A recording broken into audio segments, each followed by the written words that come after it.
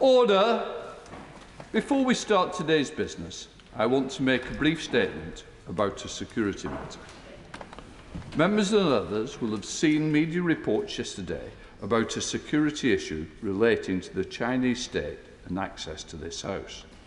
I understand that the Metropolitan Police have now confirmed that 2 men were arrested in March on suspicion of offences relating to espionage and that they are on police bail until early October. As you know, we do not discuss the details of security issues on the floor of the House for reasons which are well understood. This is an ongoing, sensitive investigation, and members will of course understand that public discussion will be wholly inappropriate. However, I want to reassure members that the House follows the same vetting procedures as the Government, that issues raised by media stories are being addressed and that the security is working closely and effectively with other relevant authorities. We keep our security arrangements under review at all times in order to deal with the evolving threats. The extreme small number of people who needed to know were immediately briefed on a strictly confidential basis, given the national security of this sensitive matter. At this stage, I do not wish to say anything further about this issue, and I would remind all members the importance of not discussing security issues on the floor of the House. That is particularly important in this case. We're commenting on identities of those alleged to be involved, engaging in speculation about the case, or discussing other details runs a serious risk of prejudicing any future prosecutions, which the comments made in the media were unhelpful, something for which I am sure no member will want to be responsible.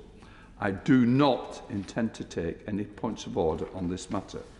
If members have security concerns, they are of course welcome to raise them outside of this chamber with me or with the House Securities professionals, or both. Right, let us move on. Order, order, Simon Hart. Thank you very much, Mr. Speaker. I beg to move that on the 14th day of September 2023, Mr. Speaker, do issue as warrant to the Clerk of the Crown to make out a new writ for the electing of a member to serve in this present Parliament for the county constituency of Tamworth in the room of Christopher John Pincher, who, since his election for the said county constituency, has been appointed to the office of Steward and Bailiff of His Majesty's Manor of Northstead in the county of York. The question is that on the 14th day of September 2023, I do issue my warrant to the Clerk of the Crown to make out a new writ for the electing of a member to serve in this present Parliament for the county constituency of Tamworth in the room of Christopher John Pincher, who since his election for the said county constituency has been appointed to the office of Steward and Bailiff of His Majesty's Manor of Northstead in the county of York. As many of that opinion say aye. Aye. I think the ayes have it. The ayes have it. Have we sorted Dr. Bencher? Very good. I think we had a little security issue down below. Right, let us come to questions. Secretary of State for Defence. We start with Christine Jardine. Thank you very much, Mr. Speaker. Question number 1, please. Just let people, yeah. Okay. Minister. Mr. Speaker, the thoughts and prayers of the whole House will be with the Secretary of State and his family during sitting Shiva. Mr. Speaker, it's right that we record here today the anniversary of 9/11, a terrible act that changed our world. The UK is standing with the Kingdom of Morocco. We are engaged on the ground already and stand by to help in any way that we can. Defence recognises the need to evolve so that we can continue to attract and retain the very best. To that end, Defence commissioned the Haythornthwaite Review into Armed Forces Incentivisation, which was published in June. I'll respond formally on behalf of the Department in the coming months, but Defence is supportive of the recommendations. On retirement age, I have committed to work with officials and the single services to review rigid cut-offs and to consider establishing an assessment framework to be used on a case-by-case basis. Christian Jordan. Thank you very much. Can I associate myself with the earlier remarks of the Minister. And I would thank him for his answer. As he is aware, this is an issue which I've already taken interest in and written to. And I had a constituent who came to me recently who has spent a good number of years in the armed forces and is very proud of what he has given to keep our country safe, but concerned that the armed forces, particularly the army, is losing institutional memory. And so specifically with reservists, the cut-off age of 55 he feels is too young. And certainly for roles which are perhaps more administrative. And I wonder if the Ministry could take this into account in the review and perhaps consider allowing reservists to stay longer in those roles. Mr. Speaker, I really have to declare my interest at this point, as I'm in my 63rd year and I remain a reservist. I am sympathetic to the points the Honourable Lady makes, and we will certainly factor them into our review. The Secretary of State, John Healey. Mr. Speaker, we know the Defence Secretary is with his close family today, and we, on this side, extend our deepest condolences. I also offer him our warmest congratulations.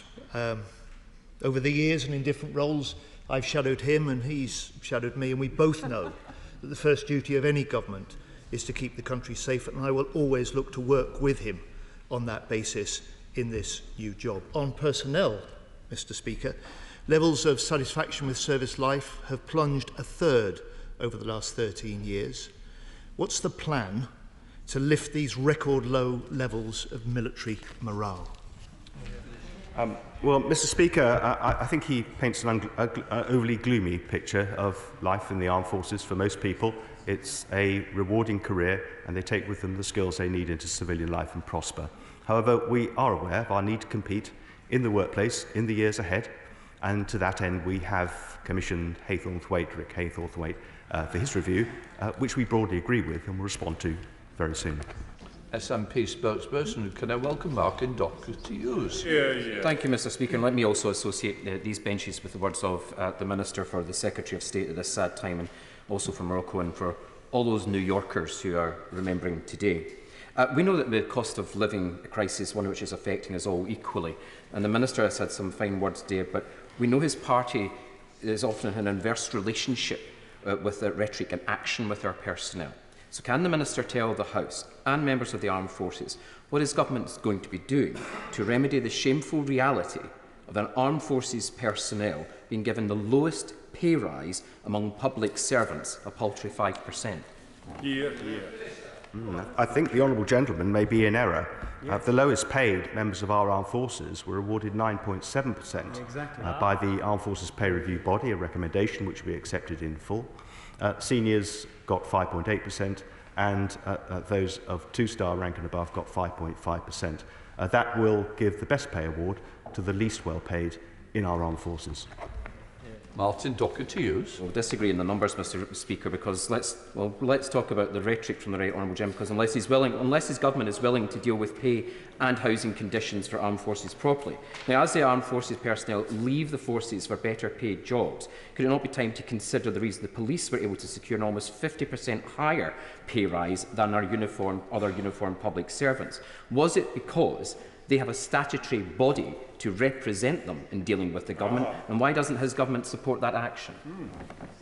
Well, the Honourable Gentleman has ignored what I've just been saying. He also didn't make reference, of course, to the freezing of accommodation charges, the freezing of food charges, wraparound childcare, and a whole raft of measures that we have introduced in order to help with the cost of living crisis. From the courts. Number 2, Mr. Speaker. Mr. Speaker, Royal Air Force pilots and ground crew are poised on quick reaction alerts 24 hours a day, 7 days a week, all year round, ready to scramble within minutes. And the Honourable Gentleman would point out quickly that it would be remiss to say that that is solely the endeavour of fast jet pilots. Equally poised are those in his own constituency who crew the tankers that must also deploy rapidly to support. QRA has been launched on 5 occasions in 2023, with every incident resolved successfully. Robert Coates. Thank you, and I thank the Minister for his kind words about my constituents, but he will no doubt have read the Commons Defence Select Committee's report Winging It on aviation procurement, and it warns of an unacceptable gap in combat air mass. Now, with the retirement of the Hercules placing even more demands upon the Air Mobility Force and the Voyagers he quite rightly pays tribute to being asked to do more and more each month, what confidence does he have that if required to do so, those forces have enough men, women and machines to defend the UK in a peer conflict? Well, Mr. Speaker, I have complete confidence that Quick Reaction Alert will be resourced. It is the highest priority of the Air Force to defend the homeland. I also have complete confidence that the Combat Air Force, as currently structured, is capable of performing a very wide range of duties around the world, and I pay tribute to the work of the Air and Space Commander and his team, who through work on agile deployment are finding that we can deploy Typhoon and F-35 ever more quickly to ever more austere operating environments, and that drives the productivity of the force even further. Dave Dugan. Thank you, Mr. Speaker. There's of course no question over the quality of combat air crews, but there is a big question mark over the quantity of aircraft that they can fly. And I want to challenge the Minister on his confidence that he's just articulated, because there's serious concerns that our combat air crew are engaged almost universally in transit and air policing and have very little aircraft availability to practice proper combat air. What's his assessment of that concern? Well, Mr. Speaker, we take very seriously the work that the Defence Select Committee does and enjoy reading their reports, and as I hope members of the committee in the House would recognise, very often take their findings into policy. But I do push back gently, because in addition to the incredible work of QRA and the support that the Royal Air Force has given to NATO missions over the last 18 months since the start of the war in Ukraine, they have also been able to support carrier strike deployments, deployment on exercise Red Flag, and indeed the deployment of a below squadron in strength all the way across to Australia, getting to exactly what I said to the honourable friend from Witney, that this ability to deploy the Air Force with greater agility further from home in more austere settings is a step change for the Royal Air Force, allowing it to operate from more austere environments rather than solely from its home bases. Mr. Brandon Sharma. Thank you, Mr. Speaker. Question number 4, please. Thank you, Mr. Speaker. The latest estimates suggest that MOD investment supports over 200,000 jobs in industries across the UK. And, Mr. Speaker, I believe that the best way we can keep growing the numbers of jobs in defence is to back the British defence industry, which is why I am delighted to confirm that this week in London we are hosting the biggest ever DSEI, showcasing the very best of the British defence industry, companies large and small. And we should remember, Mr. Speaker, they not only provide prosperity in every part of our country, but they provide us with the means we have to defend ourselves in an increasingly contested world. Mr. Brandon Sharma. The Defence Secretary's predecessor rightly prioritised British jobs over buying off the shelf from America. But the Times recently exposed a difference of opinion with the Prime Minister, who insisted on buying American helicopters. Can the Secretary of State assure the House that he will stand up for the British jobs and R&D, or is our only hope to replace him with the Right Honourable Member of Wentworth and Dean? Thank you, Mr. Speaker. And it's an ongoing debate in procurement, as has been the case for many years. The difference between buying off the shelf, as the honourable gentleman says, and also having our own sovereign capability. The fact is, until we brought out DCIS in 2021, arguably the default position of the MOD was to go primarily for value for money. But actually, since DCIS, we have a more flexible and balanced approach, which we've seen in many specific procurements where we do give much greater weighting to social value, to local content, and this has been illustrated on many procurements because, above all, we do want to support British jobs and having our own sovereign capability. Alfonso. Thank you, sir. My condolences, please, to the Secretary of State. Babcock are one of the largest defence employers in the country. But as reported in the Sunday press, their record on refits of surface ships is woeful. It took them over 4 years to refit the Type 23 frigate HMS IMG. But on submarines, it's even worse. 7 years to refit a Trident boat. According to the journal Navy Lookout, which said this online, so presumably the Russians and the Chinese could have read it, a few weeks ago, not a single one of our attacked submarines was at sea. They were all tied up alongside. This is deeply embarrassing to the department and to the Royal Navy, whose admirals are tearing their hair out. It's Babcock's fault. So will ministers get the senior directors of Babcock into the department for an interview without coffee and ask them to raise their game for the benefit of the Navy and the defence of the realm? Well, I'm grateful to my right honourable friend. I have the greatest respect for him. He will appreciate we do not comment on the operational availability of submarines. This is a particularly sensitive matter. However, he is absolutely right that we do need to focus on the time it's taking to bring ships and all aspects of our fleet back into service. I can confirm to him I do engage regularly with Babcock, and I will be visiting Devonport very soon. Can I welcome the Shadow Minister, Maria Reid? Thank you very much, Mr. Speaker. The government's wasted £15 billion through mismanagement of defence procurement whilst failing to deliver vital equipment and overseeing the loss of 30,000 highly skilled jobs in the defence and aerospace industry since 2010. So does he accept that preventing another 13 years of Tory failure is key to increasing the number of UK-based jobs in the defence sector, backing British industry and British military resilience? Well, I'm grateful to I welcome her to her new position, as I believe is my shadow. All I would say, Mr. Speaker, is we are very proud of our record, because what we've been faced with in the last year or so has been this war on our doorstep in Europe, where procurement has risen to the occasion.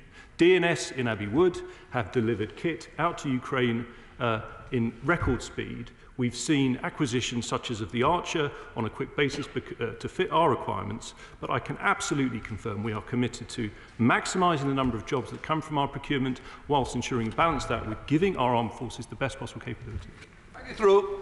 Question number 5, Mr. Speaker. With permission, Mr. Speaker, I should like to answer questions number 5 and 11 together. The MOD delivers a range of services to veterans and their families. This includes the administration and payment of armed forces pensions and compensation and tailored advice and assistance through the Veterans Welfare Service, Defence Transition Service and the Integrated Personal Commissioning for Veterans. The independent review of these services was published in July, and we will respond in full to the recommendations later this year. Thank you, Mr. Speaker.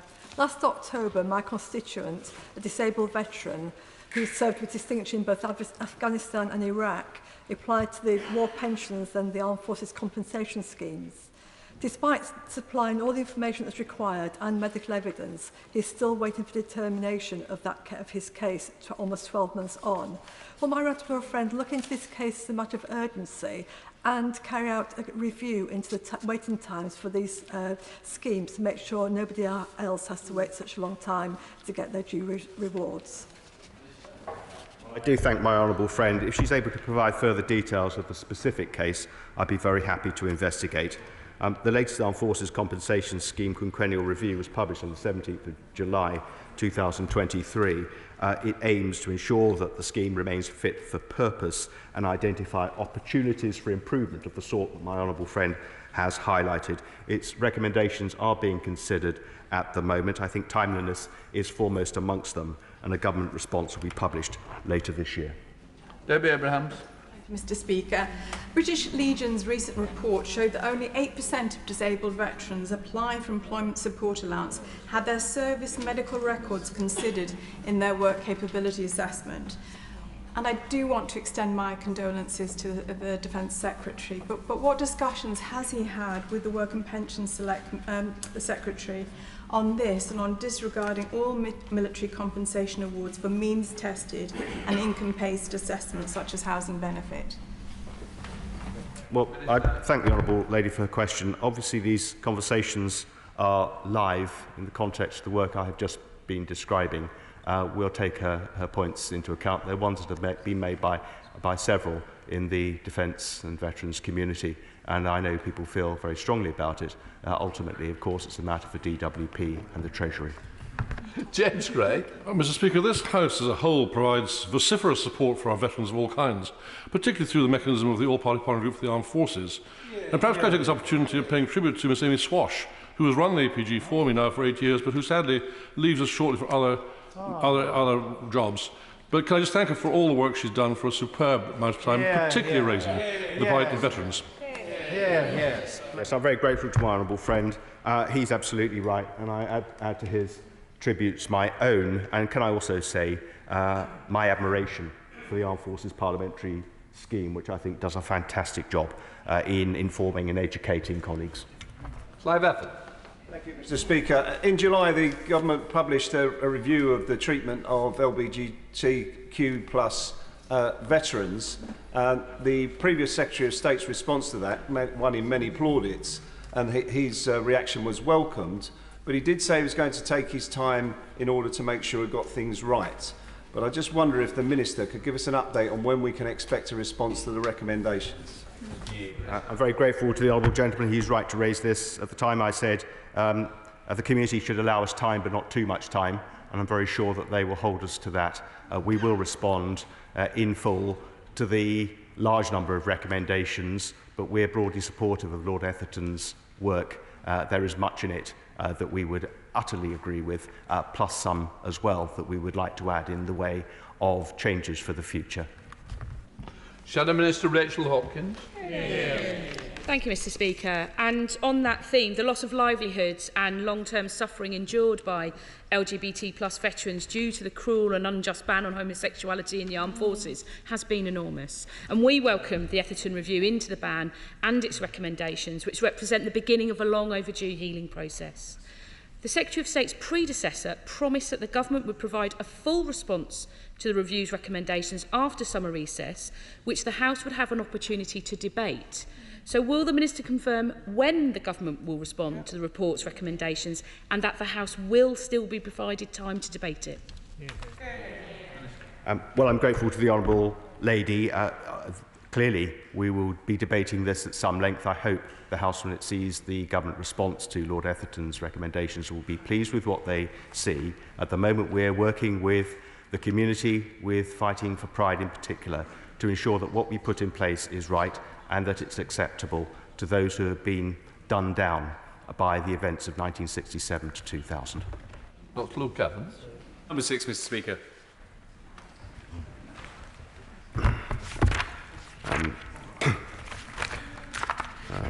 Bear with me, Mr Speaker.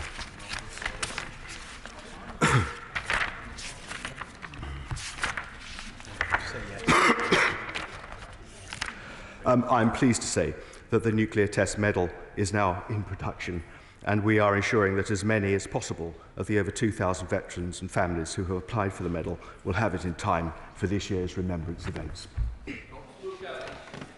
Thank you, Mr Speaker. And the Minister will know that I take an interest in the veterans issue and declare an interest as the President of Hinckley's Royal British Legion. And to that end, a constituent, Alfred Roy Davenport, served in the RAF medical team from November 56 to November 59, stationed on Christmas Island.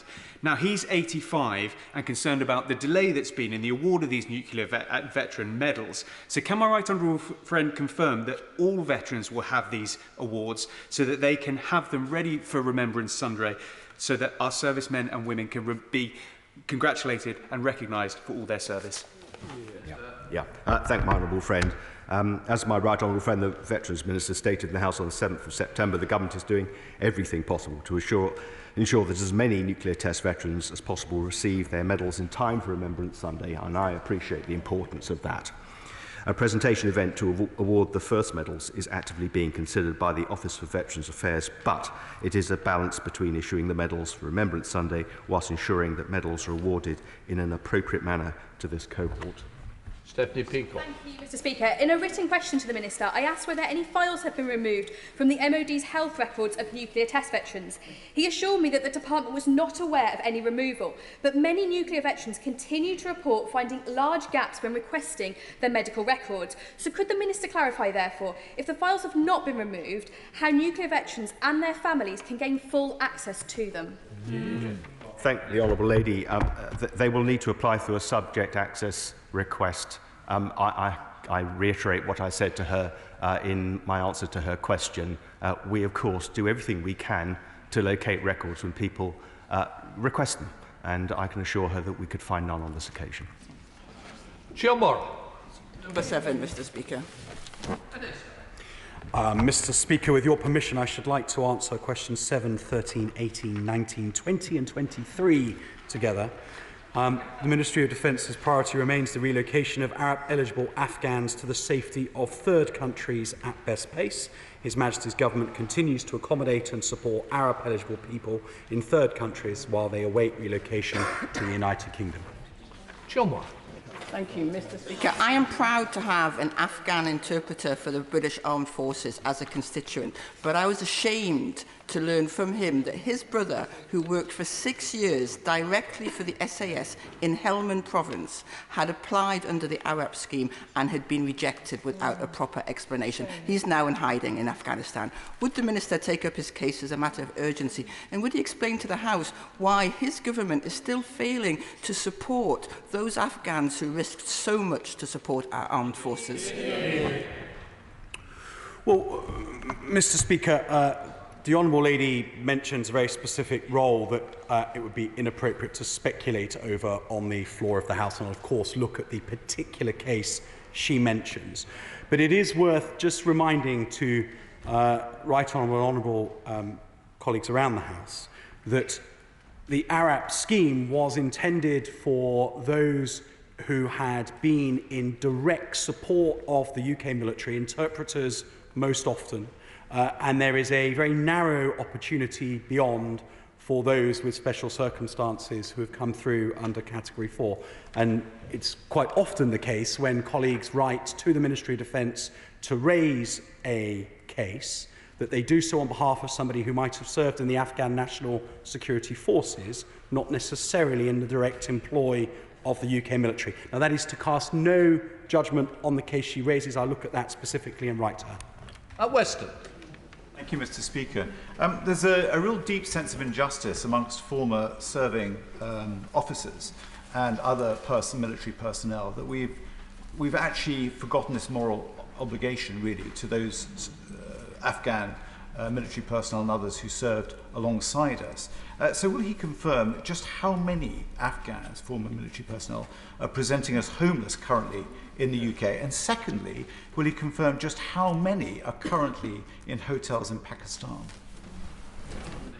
Well, Mr. Speaker, it seems that my initial reply might have been quite useful, but the Honourable Gentleman may not have heard or understood it. ARAP is not explicitly for those who served in the Afghan armed forces alongside the British military.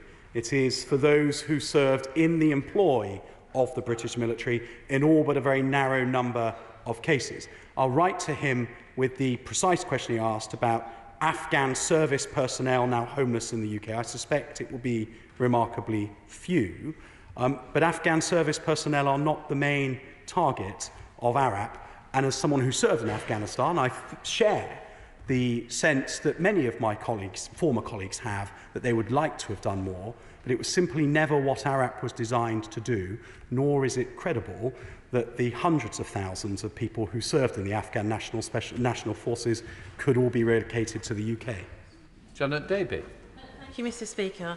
In 2021, I held a public meeting shortly after the evacuation from Afghanistan. This was widely attended by worried and distressed residents, all wanting help for their relatives. Desperate situations in Afghanistan. It's now been over 2 years and there are still huge problems with Arab. Can the Minister say why they're allowing people and their relatives to suffer for so long? Well, Mr. Speaker, there is a known number of people who worked in the employ of the British military during our campaign in Afghanistan, and our priority has been to work through those lists and to match the lists of people we know to have worked for us with those who are applicants. And actually, it's my understanding, Mr. Speaker, that there are only about 2,000 applications outstanding, and in the last 2 months alone, 58,000 decisions have been taken. Overwhelmingly, those, I'm afraid, are to say no to people, but we are making good progress and are nearing the end of tracking down all of those we know to have worked for us. Catherine West. Mr. Speaker, could I return to the question raised by my colleague from Warwick and Leamington? How many applicants are still being kicked out of hotels in the UK? How many applicants are applying from Pakistan and in hiding? Well, the honourable gentleman from Warwick asked a very particular question about Afghan service personnel. That was his question that I think the record will show, and I answered that, but I'll obviously need to go away and confirm, because that's not something that ARAP is intended to meet, and we'll need to see if we can find those statistics. She asked how many have been removed from hotels. Well, the plan is to remove all ARAP applicants from hotels, because ARAP applicants are not here illegally. They have not arrived on boats across the channel. They are entitled to be here. They have access to full universal credit and housing benefit, and much more importantly, have the right to work immediately on arrival. And so our priority, unapologetically, and I would hope the Honourable Lady would agree that this is the right approach, is to get people out of hotels and into houses where they can get on with the life they so deserve here in the UK as legal citizens. Thank you very much indeed, Mr. Speaker. Well, it's hardly in the spirit of Operation Warm Welcome that, as the second anniversary of the evacuation of Kabul passed, Afghans who supported our armed forces were still left crowded into hotels at the taxpayers' expense, or expected to move hundreds of miles from where they have managed to find employment and their children have settled into schools. So when does the Minister now expect all Afghans in the schemes to be moved out of hotels and given suitable offers of accommodation? Well, Mr. Speaker, I agree actually with the Honourable Lady, and her question stands in contrast with the previous one, because her question was about the need to get people out of hotels, not suggesting that they should somehow be staying there. The Minister for Veterans Affairs has been leading on this task around government. Few in this House have more emotional energy to drive that mission. He sees it as of huge importance that people are moved out of hotels and allowed to get on with their lives as quickly as possible. I will ask his office to write to her with the exact detail of when he hopes to see the job done. Dr. Julian Lewis. Thank you, Mr. Speaker. May I commend to the Defence team and indeed the House the new book by Larissa Brown, The Gardener of Lashkar, which outlines in great detail the sort of debt we owe to the people who tried to help our forces. My specific question is this, not about people serving with the Afghan forces, but do we have a proper database of all those who did serve with the British forces, who are eligible under the scheme, and can he guarantee that the scheme will not be closed while some of them, probably a large number of them, are still in hiding in Afghanistan and are thus unable to apply for it? Mr. Speaker, it won't surprise the right honourable gentleman to know that the lists of people who worked for the British Armed Forces over our extended period in Afghanistan came onto many different lists, and part of the job of work of the last 18 months or so has been to consolidate that into an authoritative list of those that we know to have worked for us. But we do have very good records, as you would expect the military to have kept. That allows us to focus our search for people that we know to be eligible within the pile of applications, and of late to make rapid progress in informing those who are uneligible that they are not eligible. We will, of course, keep the scheme open for as long as it takes to find all of those that we know work for us. Dame Priti Patel. Thank you, Mr. Speaker. I thank the Minister for his considered remarks, and will he join me in thanking both Colchester City Council and Essex County Council for their work in supporting many Afghan nationals locally who have been in hotels since last autumn. They've aided them to get into housing. However, we do still have 6 families and 40 individuals who need to be supported in temporary accommodation. So can the Minister, I think, give assurances to the House about the cross-government work that has taken place to ensure that they come out of hotels and that they become settled, and in particular the work that his department is leading on involving helping to get Afghans into employment so that they can settle into the United Kingdom? Well, Mr. Speaker, I can absolutely give my right honourable friend the assurance that she asks for. She knows better than anybody, given her previous role in government, that these men and women who have come have every legal right to start to work and to settle in the UK. They have deserved their journey here on the back of what they did in support of our armed forces in the UK. And so whilst they are in hotels, we will support them. But better still, once we've got them settled in more permanent accommodation, we will support them into employment. And I'll make sure the Minister for Veterans Affairs briefs her on his work on that matter. Number 8, Mr. Speaker. Mr. Speaker, our commitment to NATO is unwavering. We have strengthened our force posture in Estonia, stationed a light cavalry squadron in Poland, provided the NATO mission in Kosovo with personnel, surveillance and reconnaissance capabilities, and provided specialist personnel to the NATO mission in Iraq. The national flagship, HMS Queen Elizabeth, sailed over the weekend and will shortly fly the NATO flag as the NATO flagship whilst on operations in the Euro-Atlantic. We contribute to every NATO mission, declare our nuclear deterrent to NATO, and consistently spend at least 2% of gross domestic product on defence. We will maintain our leading position in NATO over the decades ahead. Mr. Speaker, can I place on record my condolences to the current Defence Secretary and my thanks to the former Defence Secretary, and we wish him well in whatever he undertakes to do. Thank the Minister for his full response. He will know that NATO's obligations are to work with partners.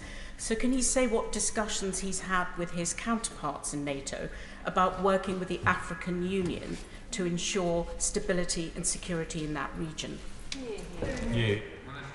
Well, Mr. Speaker, as colleagues have rightly offered their condolences to the new Secretary of State and remarked on the anniversary of 9/11, the thing that maybe has fallen through the cracks is for us to send our regards to the former Secretary of State, with whom I had the great pleasure of working for 3.5 years. His effort and contribution to defence was quite extraordinary, and I think he will be remembered in history as one of the great Secretaries of State, and he should be very proud of everything that he achieved. The Honourable Lady is absolutely right that NATO's southern flank, Africa, is of enormous importance to Europe and the security of the Euro-Atlantic. It won't surprise her to know that in the wake of the coups over the summer in both Niger and Gabon, conversation between European defence ministers, NATO defence ministers, has been regular and urgent as people seek to understand what the response could be. It doesn't look like it is one in which NATO would be to the fore, but it is clearly in NATO's interests that a European response in Africa to these coups is forthcoming. Speaking, my condolences to the Secretary of State. As my honourable friend knows, membership of NATO requires an expenditure of 2% of GDP. This is an arbitrary and paltry figure, bearing in mind the threats that we all face. What discussions is he having with other NATO partners, many of whom are not even spending the 2%, to raise the increase or to increase their spending on defence? Well, Mr. Speaker, I steer my honourable friend to the communiqué from the Vilnius summit, which was very clear that NATO countries that aren't yet spending 2% need to urgently increase their spending to do so.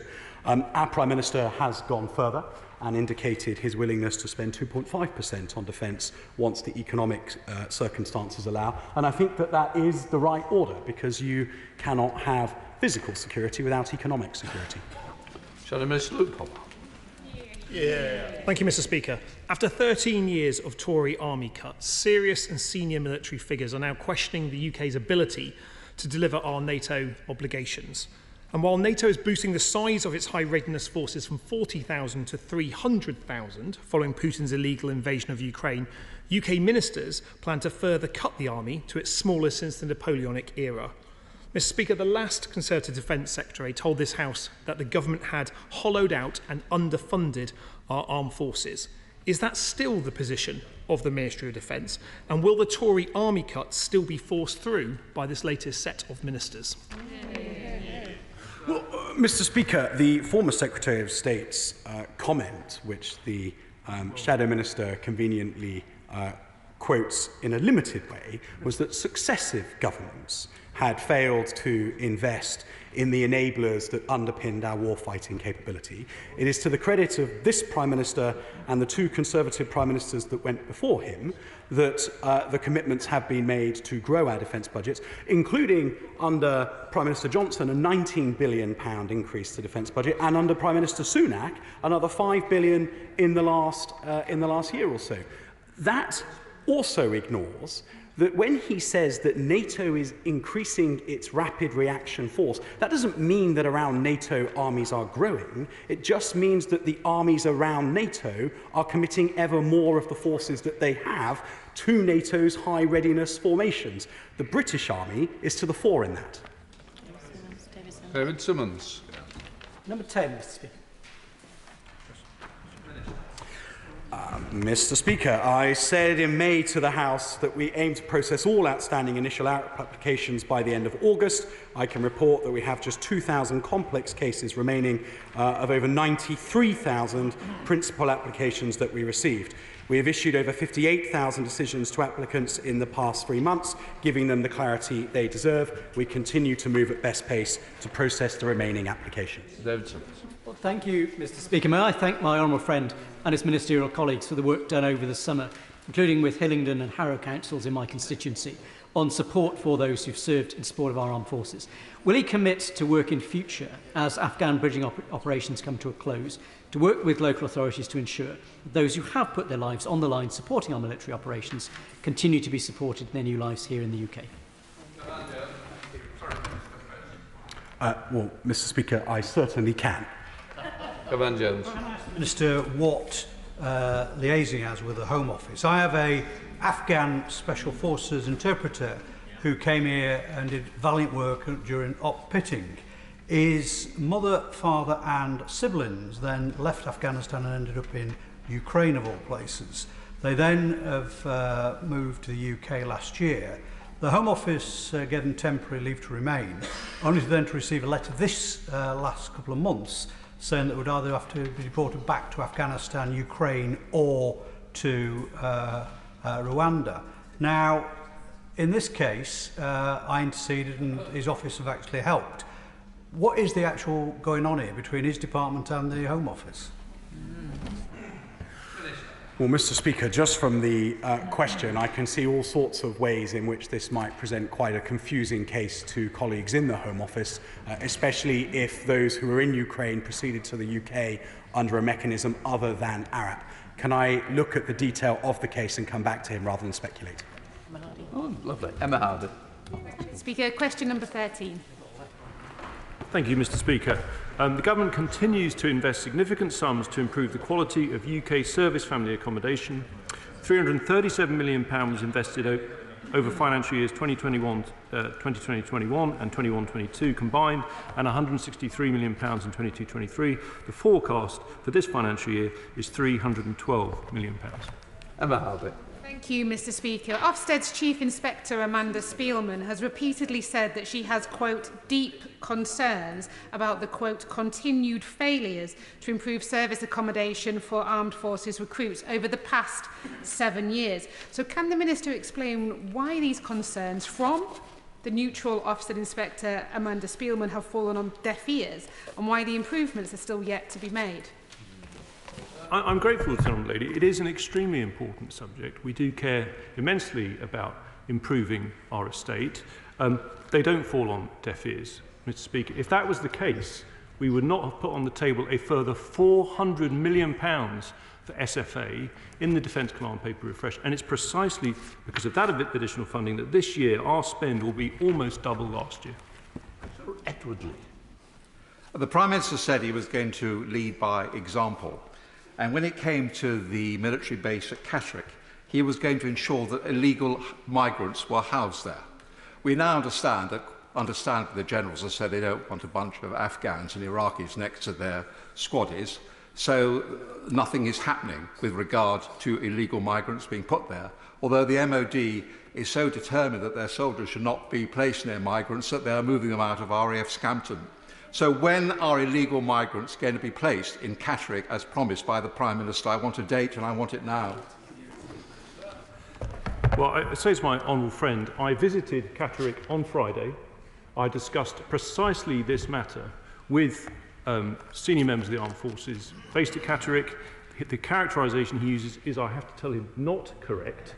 These matters are being considered objectively and carefully, but that work is ongoing, Mr. Speaker. Ongoing, yes. Helen Morgan, thank you, Mr. Edmund. Item 14, please, Mr. Speaker. The Defence Infrastructure Organisation provides additional needs and disability adaptations to service family accommodation.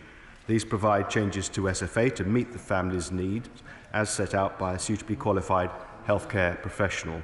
Once the scope of any adaptation has been agreed, and with all parties, works will be delivered as quickly as possible. This gives service personnel the reassurance their families' needs can be met wherever they are assigned, regardless of the length and number of postings they have within their service career. Mr. Speaker, the Minister will remember that in June I asked about a very badly injured veteran in my constituency who has written confirmation from the former Defence Minister at the time in 2021 that he would receive extensive adaptations to his home. They have not happened, and the situation, Mr. Speaker, is so serious that Opgorridge has instigated safeguarding proceedings against the Ministry of Defence to protect my constituent.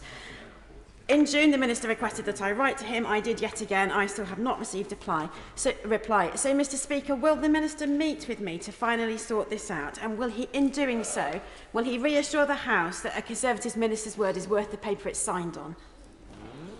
I think that's a little harsh, Mr. Speaker. I have discussed this matter with the Honourable Lady, and of course I'd be more than happy to meet with her to discuss her constituent's case further. She will forgive me if I don't share the details with the House. We now come to topicals. We start with Simon Joe. Question number 1, Mr. Speaker. Mr. Speaker, I was privileged to attend the Invictus Games this weekend in Dusseldorf. It was truly humbling to meet inspiring individuals who have triumphed in adversity. I took the opportunity to discuss with my Ukrainian counterpart the care and rehabilitation of veterans and the UK's unwavering support for her country. Simon Joe. Thank you, Mr. Speaker. There are more than 265,000 former members of the armed forces in the South West, many of whom reside in my constituency of East Devon. We must ensure every veteran can access the services they need when they leave the service.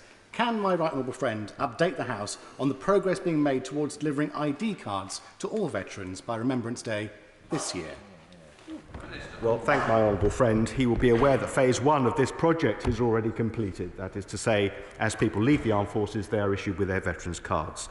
Those who left before December 2018 should get their cards by the end of this year. A veteran doesn't require a card to prove their status. There are several ways to verify service, and the lack of a card should not act as a barrier to access support, but I do recognise the importance of this card for many, in particular, as a form of proving their identity and accessing services.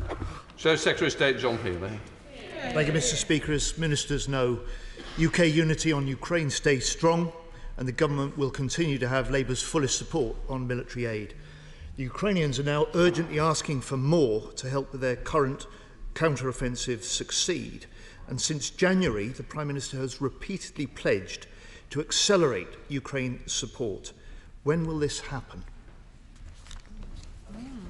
Well, the Right Honourable General will know full well that the United Kingdom, among our European peers, is probably the lead nation on many fronts, both financial, in terms of kit, and in terms of supporting the people that are conducting the fight against Putin's aggression. We will continue to do that, and at the weekend in Dusseldorf, I reiterated that to my Ukrainian counterpart. I don't think anybody can be in any doubt that it is the United Kingdom leading Europe on this front, and we will continue to do so. John Healey. But I fear UK leadership on Ukraine is flagging. The UK government has committed 4.6 billion, yet Germany has now committed 17 billion euros. The UK's 14 tanks have now been dwarfed by 324 from Poland, and last week's decision to prescribe Wagner as a terrorist group was taken by the European Union 10 months ago. Will the Minister accept? We must accelerate UK military support, and we must redouble the UK's defence diplomacy to maintain Western unity and solidarity. Well, the UK government prefers action rather than words, and I would point to the 20,000 Ukrainians we're training, to Storm Shadow, to the fact that kit is going out the door right now and is being used on the ground. Rhetoric is one thing, action is another, and in that way, I'm afraid the Right Honourable Gentleman has to admit that the UK is continuing to lead Europe, and we will certainly do so going forward. And there can be no doubt that Ukrainians themselves appreciate the strength and rigour of UK's... Order. I think the Minister also... It is topicals. I decide how quick they'll be. I don't need any help from the front bench. Can we please make sure we get these bank benchers in? If not, tell me which one you don't to allow in. Andrew Lewis. Continuity of education allowance is an important recruitment and retention facility for the armed forces, but it's not kept up with inflation in recent years. Can the Minister commit to ensuring CEA levels are not eroded into the future? Grateful to my honourable friend. CEA is an important way of making sure that the education of service children is not disrupted. To that end, I have asked for a review of CEA to make sure that it's fit for purpose, and I'll have the results of that review later this year. So come on. Mr. Speaker, it's 41 years since the attack on the Sir Galahad in the Falklands conflict, in which 56 died and many more were injured. And ever since, survivors have sought transparency about what happened, but need documents declassified in full. So will ministers commit, like the previous Secretary of State, to read the papers with a view to declassifying? And will ministers meet with my constituent Mike Hermanis and other survivors to discuss this? Very grateful to the honourable lady for her question. Yes, I can give her the commitment to meet her and her constituents if she wishes to do so. On the Ukrainian theatre is the effectiveness and lethality of emerging drone technology. What steps are being taken to ensure that NATO has world-class, compatible, deployable drones to meet emerging threats? Well, Mr. Speaker, my honourable friend asked an excellent question. It must be clear to everyone from what is available just on social media the extraordinary impact of uncrewed air systems, as they are called, in theatre. What I want to reassure him is we are working on a UX strategy to look at how we can make the most of this capability to ensure that, above all, we have our own cutting-edge sovereign capability. Matt Weston. Thank you, Mr. Speaker. The Ajax fighting vehicles is proven to be something of a stealth weapon. When is it that the government will produce or provide us with a statement to this House explaining where we are up to with this project and when it will be delivered to the front line? I don't know if the Honourable Gentleman was present. I did give a statement to the House in which I confirmed that we would learn the lessons of the Sheldon Review, but above all, the good news that Ajax was with the Field Army for regular training, and actually that training, I hear, is going extremely well. Andrew Selou. Dealing with the challenges which armed forces families face is vital for strong defence. I made a promise to many of those families that I was privileged to meet during the Living in Our Shoes review that the recommendations would not gather dust. How can I find out where we are on recommendations 36, 48, 68 and 96, for example? Well, my honourable friend will forgive me if I don't, off the top of my head, know what those recommendations relate to. What I can do is to say to him that Defence is very fortunate in having my honourable friend's colleagues as co-authors of the report on the Armed Forces Family Strategy Steering Group, acting as critical friends and holding Defence to account against the Strategy Action Plan. I'd be more than happy to meet with him to go through those recommendations one by one. Chris Stevens. Mr. Speaker, can the Minister tell us what assessment has been made on the extent of the use of RAC within Defence estate buildings, and if there's been any assessment made at Faz Lane, Naval Base? Well, I would say, the Honourable Gentleman, at the moment we aren't releasing specific details because the work is ongoing. What I would assure him and the House is on 2 points. First of all, that this DIO had undertaken a huge amount of work. In fact, there's been work on RAC in the MOD context since 2019. But most importantly, we are not aware of any impact of RAC on service family accommodation. Selene Saxby. Speaker, does my right honourable friend agree that it is vital we back British military manufacturers? What steps is he taking to speed up delayed procurement decisions? And will my right honourable friend visit North Devon to meet with some of these innovative suppliers manufacturing here in the UK? Well, it's good news on both fronts from our friend, Mr. Speaker, because first of all, yes, a lot of work going on to improve the speed of procurement, but also I'm pleased to confirm I already have planned a visit to her part of the world in a couple of weeks, and I'll liaise with her office about meeting those companies. We take the chair of the Select Committee, Tobias Elwood. Thank you, Mr. Speaker. Today marks the anniversary of 9/11, and whilst our focus now has returned to state aggression, would the Minister agree that the threat of Islamic extremism, whether homegrown or indeed from abroad, remains, and our defence posture should reflect this? Mr. Speaker, my honourable friend is absolutely right. Although the focus of the MOD and so many other parts of government has increasingly been on hostile state actors over the last few years, today more than any is a reminder of the threat of violent extremism, and I'd like to pay tribute to the hundreds of men and women around the UK Armed Forces who are deployed on missions countering violent extremism as I speak. Andrew Bridgen. Could the Minister update the House on progress that's being made to settle the claims of thousands of veterans and their families with what was regarded as commonly called Gulf War syndrome? Well, my honourable friend is right to raise this. The Armed Forces Compensation Scheme is up and running for them, and I'm afraid there have been delays in some of those applications, and I've referred to that earlier on.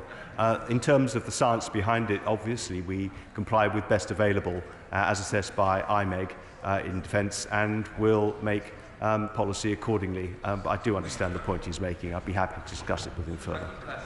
Thank you, Mr. Speaker. Ukrainian and UK defence companies are going up against barriers and bureaucracy when they're trying to set up joint working and joint projects. So can my honourable friend update the House on how he's reducing that, so this process of bilateral collaboration can be made easier and quicker? Well, my honourable friend has been an absolute champion of all matters relating to our relationship with Ukraine. We have actually seen very rapid procurement, particularly in relation to urgent requirements going into Abbey Wood, which I believe is in his constituency. I understand he'll be holding a meeting shortly with some major Ukrainian defence industrialists, and I believe he's kindly invited me to that, and I look forward to engaging with him and those companies soon. Richard Ford. Thank you, Mr. Speaker. And it was last September that the Right Honourable Member for South West Norfolk announced that there would be £2.3 billion made available in this financial year for Ukraine. Now we are here in another September with a new Secretary of State. When can we expect for the sum of money to be made available to Ukraine to be announced? Mr. Speaker, the Prime Minister engages with world leaders all the time to discuss what is needed in Ukraine and has an extraordinarily close relationship with President Zelensky. Both Prime Minister Truss and Prime Minister Johnson have both delivered on their commitments. Prime Minister Sunak continues to do exactly the same and is at the dispatch box in about an hour's time when perhaps Ukraine might be mentioned, Mr. Speaker. Paul Paddle. Speaker, I'm sure the Minister would agree with me that some of our veterans make the best role models in society. But could I ask him to applaud my Setchville constituent Bill Cooksey, who at the age of 102 completed the Great North Run this weekend on behalf of NHS charities. Mr. Speaker, what can I say? I certainly congratulate Bill, who at such an extraordinary age completed the Great North Run. I admire him hugely. My congratulations to him. Very Shem. A message and a question to the Secretary of State. The previous Secretary of State promised me he would come to David Brown Gears in Huddersfield to see the wonderful work that that company does in producing the defence equipment that we need. Will one of the team be able to fulfil that promise? He's been. Well, it's always a pleasure to engage with the honourable gentleman. If I can't visit the specific company, I intend to hold forums for SMEs around the country. The next one is in Wales, but we'll certainly be holding one in his part of the world, and I'll let him know the details about it. Sarah Atherton. Thank you, Mr. Speaker. Whilst Ukraine continues to combat Putin's aggression on the battlefield, there's no let-up in Russia's nefarious campaign of espionage and subversion against Western democracies. This threat in the so-called grey zone spans across public, private and the defence sector, aiming to continually challenge our critical national infrastructure capabilities. So what work is the MOD doing across government departments, the private and public sector, to combat hybrid threats? Well, Mr. Speaker, the Honourable Lady is absolutely right, and it's helpful that the Deputy Prime Minister is sat on the bench as I answer this question, because he leads this necessarily cross-government effort, but defence plays an enormous part. The National Security Act of 2023 has been passed, the National Security Investment Act of 2021, and £2.6 billion investment through the National Cyber Strategy of 2022. Defence supports His Majesty's Government's activities, applying defence levers to protect UK critical interests from state threats by denying and deterring adversary attack. I'm going to get a sore throat if we keep carrying on like this. Jimson. Mr. Speaker, and one of the greatest problems that my constituents have who are veterans is housing accommodation. They're as scarce as hen's teeth, as we would say back home. So can I ask the Minister what discussions he's had with the Housing Association, Housing Executive Housing Associations in Northern Ireland to secure funding and housing for veterans who have just finished service or indeed are just retiring? Thank you. To the honourable gentleman for his question. Clearly, we want to improve service accommodation all the time. 97% of service accommodation meets or exceeds the decent home standards. Actually, that's admirable compared with the record of many local authorities. Clearly, we're investing in accommodation. It's improving all the time, and I very much regret the occasional report of accommodation that falls short of the mark, and we'll seek to rectify it as soon as we can. Question, Jameson. Mr. Speaker, we've heard this afternoon how important continuity of education allowance is for service families. Does the Minister assess that Labour's proposed attack on private schools will make it easier or harder to educate service children? Well, it would certainly make it far more expensive. It would also threaten small schools like Warminster School in my constituency that relies very much on service families. And I just reflect on the sacrifices that are made by all people that I know who choose to send their children to independent schools, and in particular members of the defence community, who of course are required to make a substantial contribution to their children's education in the event that they choose to educate them in the independent sector. Completes defence questions. I'll let the room clear.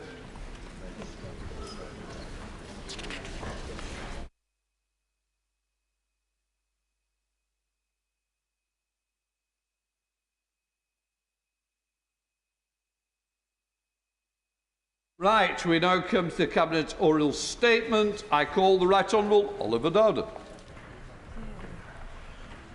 With your permission, Mr. Speaker, I would like to make a statement on claims relating to an ongoing counter-terrorism police investigation that were reported in the Sunday Times yesterday, Sunday the 10th of September. The story alleged that 2 individuals, including a parliamentary researcher, have been arrested on charges of conducting espionage on behalf of China. Mr. Speaker, these are serious allegations, and it is right that they are being thoroughly investigated by the police and relevant agencies. We must not hamper their work or prejudice any future legal processes by what we say today, as I believe, Mr. Speaker, you said at the beginning of today's proceedings. As you would expect me to say, Mr. Speaker, it would therefore be inappropriate for me to comment on any specific aspect of this active investigation itself. I would, however, point the House to what the Metropolitan Police has said in its own statement, namely that the investigation is being carried out by officers from the Met's Counter-Terrorism Command, which has responsibility for investigations relating to allegations of Official Secrets Act and espionage-related offences. Of course, any decision as to whether to proceed with a prosecution under the Official Secrets Act and related legislation would be a matter for the Crown Prosecution Service.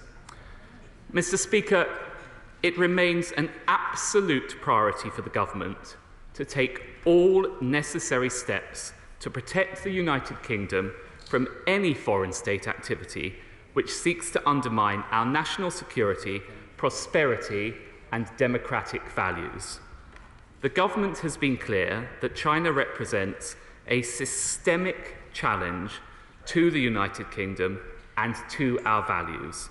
This has been evidenced in China's continued disregard for universal human rights and international commitments in Xinjiang, their erasure of dissenting voices and stifling of opposition under their new national security law in Hong Kong, and disturbing reports of Chinese coercion and intimidation in the South China Sea. Mr. Speaker, we are clear-eyed about that challenge, and we must be able to look the Chinese in the eye and call out unacceptable behaviour directly, just as our Prime Minister was able to do with Premier Li at the G20 in New Delhi this weekend, an approach that has also been taken consistently by our Five Eyes allies.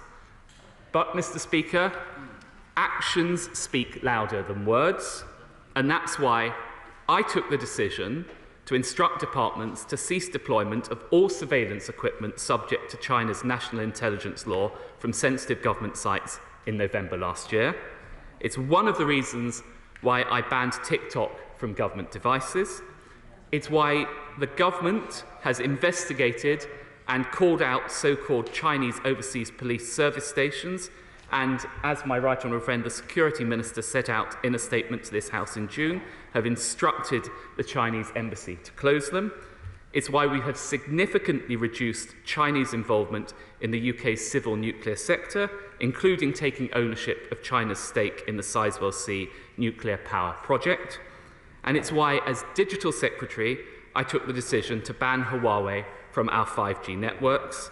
And, Mr. Speaker, this afternoon, in the other place, the procurement bill is being debated, and that will include national security debarment provisions that will enable us to act where we see malign influence in our public procurement. In taking this approach, we are aligned with our Five Eyes allies and other G7 partners, indeed every single G7 partner. So, the United Kingdom will deploy again an aircraft carrier to the Indo-Pacific in 2025. We have announced AUKUS, a new security partnership that will promote free and open Indo-Pacific that is secure and stable, and we will work with Italy and Japan through the Global Combat Air Programme to adapt and respond to security threats of the future through an unprecedented international aerospace coalition. Mr. Speaker, these Houses of Parliament stand as a monument to the freedoms of expression and belief that underpin our values. But just as these institutions have provided the paradigm for so many modern democracies, there are still those who fear such freedoms and who seek to undermine them and to interfere in our society. We maintain constant vigilance in our efforts to understand and root out this interference, and we will always take action to address it, whatever its source. In 2022, the government established the Defending Democracy Task Force. This group works to coordinate across government to protect the integrity of our democracy from threats of foreign interference.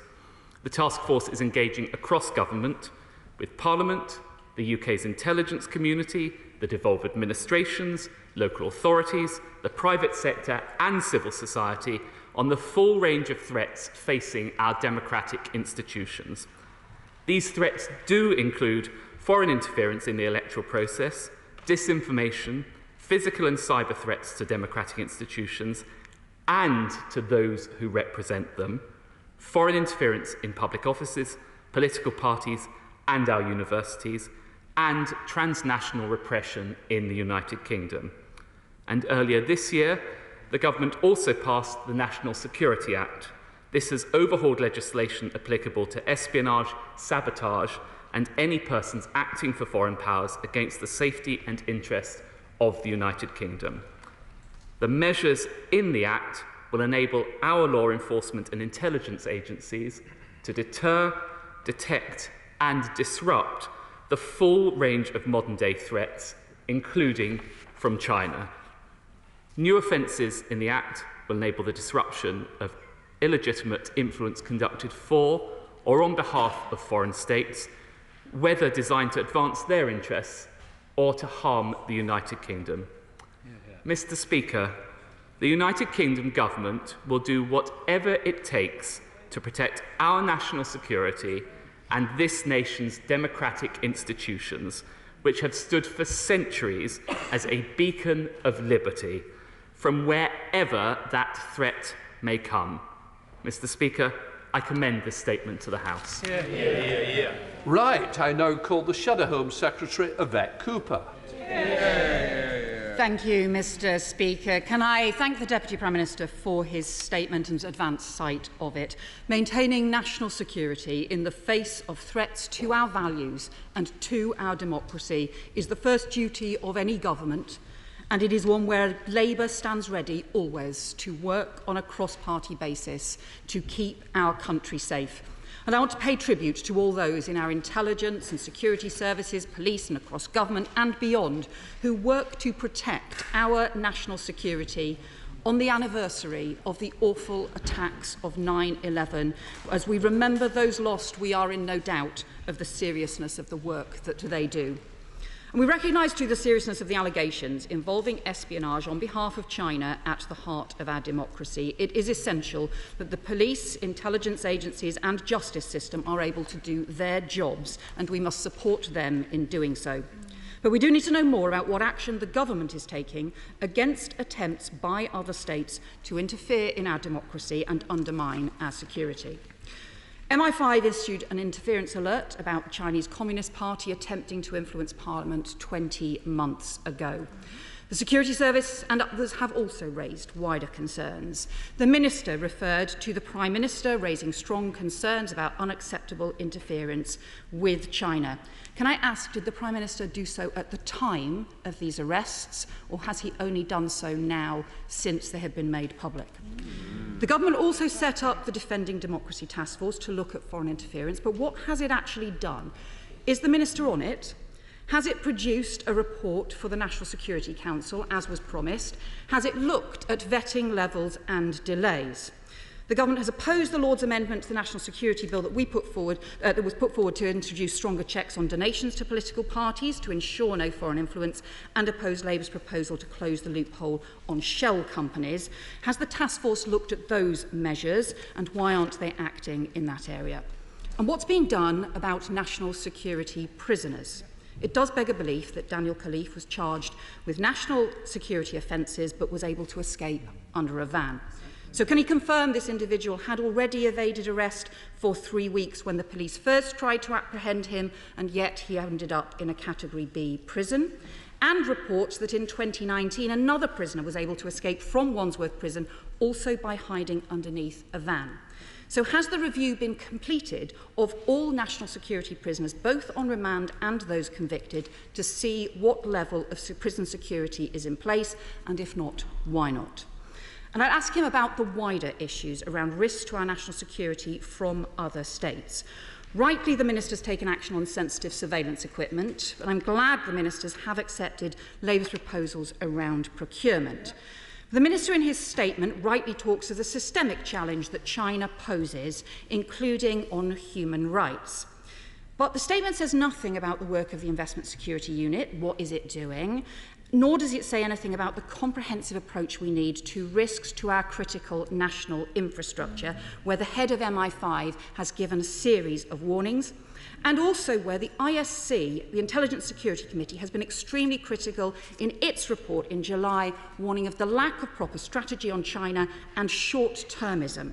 We need to engage with China on issues around climate change and global issues, but we need also to be very robust about defending our national security. It's why the Shadow Foreign Secretary has called for a full audit of China's relationship, and why we have supported the National Security Act, but we have also raised concerns about Iran pursuing kidnap and murder threats, about Russia pursuing cyber attacks, and recognising that after 9/11 and the appalling terror attacks on 7/7, the country came together. The then Labour government worked on major counter-terror strategy involving everyone across government, police, intelligence agencies, local government and the private sector to draw up the contest strategy, which has endured and has strong cross-party support. But the government has been warned now for years about rising state challenges. So where's the contest strategy for state threats? We would support the government in producing one. A Labour government would work cross-party to produce one. But where is it? We need that contest strategy on state risks, state challenges and state threats to protect our national security. National security is too important to ignore warnings. We need urgent action to defend our national security. Secretary Dowden. Well, may I begin by thanking the Shadow Home Secretary for the overall constructive approach with which she has approached this issue. It is important that we treat issues like this on a cross-party basis in defence of our democratic institutions, and of course it's very timely that this statement should be made on the anniversary of 9/11. I will endeavour to address the points that the Right Honourable Lady has raised. I'm happy to write to her on any points that I miss out inadvertently. First of all, both the Prime Minister and the Foreign Secretary regularly raise with their Chinese opposite numbers Chinese interference in democratic institutions. This is an ongoing approach that has been going on for some time. Secondly, in relation to the Democracy Task Force, which is led by my right honourable friend, the Security Minister, that reports into the National Security Committee, on which I sit, and we receive regular updates of the work that he is doing, working with departments across government, not least DLUC, which is responsible for large elements of electoral integrity, but also devolved administrations, local authorities and others. The purpose of the task force is to bring together all those different elements to pursue a whole of government and society approach when addressing those threats. In relation to the points raised by the Right Honourable Lady in respect of the Investment Security Unit, so the principal purpose of the Investment Security Unit is to provide advice to me as the quasi-judicial decision maker in respect of acquisitions that may invoke national security questions. I take advice from them as to whether the government should intervene or not. It has been the case that in the past year we have issued 15 directions in respect of acquisitions. That is to say, we're asking companies to take action, the hardest end blocking it, or some other remedial action.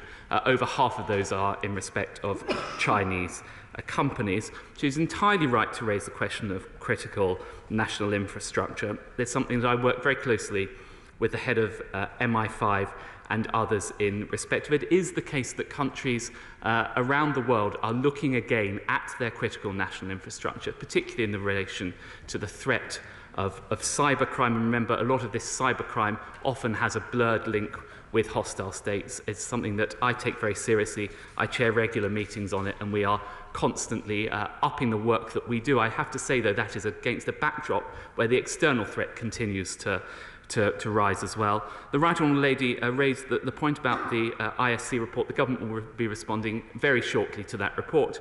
The draft is with ministers. It's about to be signed off, and I hope it will be with the House this week. And she rightly raises points about Iran, about Russia, particularly in relation to cyber, but across a whole range of issues. What I would say is, in terms of our overall approach, there's two things we've done. First of all, we have tried to give the agencies a public face to interface with businesses and private citizens through a whole-of-society approach. So, for example, GCHQ now works through the National Cyber Security Centre to advise businesses and individuals on cyber risks. Equally, we've just created the National Protective Security Agency, which essentially enables MI5 to interface with businesses and individuals on protective security. And those agencies working through the Cabinet Office, and particularly with the Home Office and Foreign Office, work across the range of issues that arise, particularly in relation to Iran and Russia.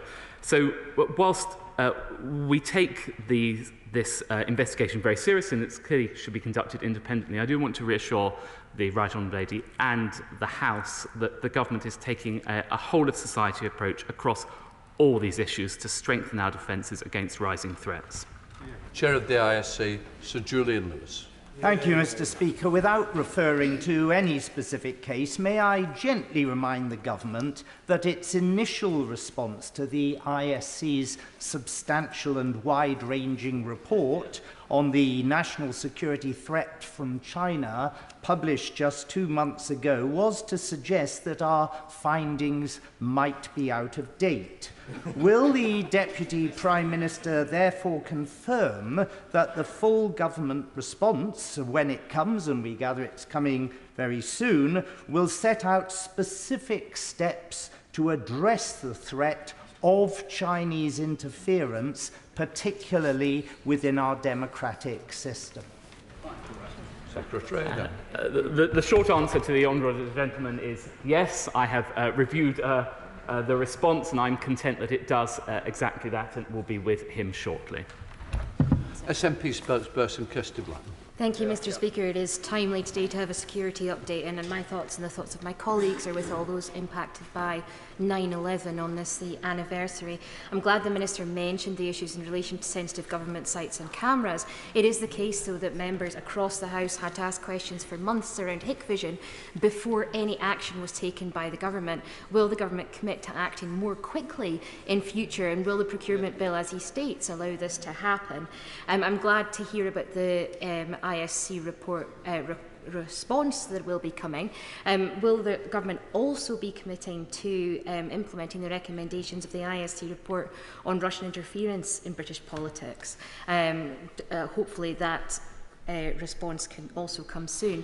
In terms of specific questions on this, when did the Deputy Prime Minister himself learn of these allegations and of these arrests?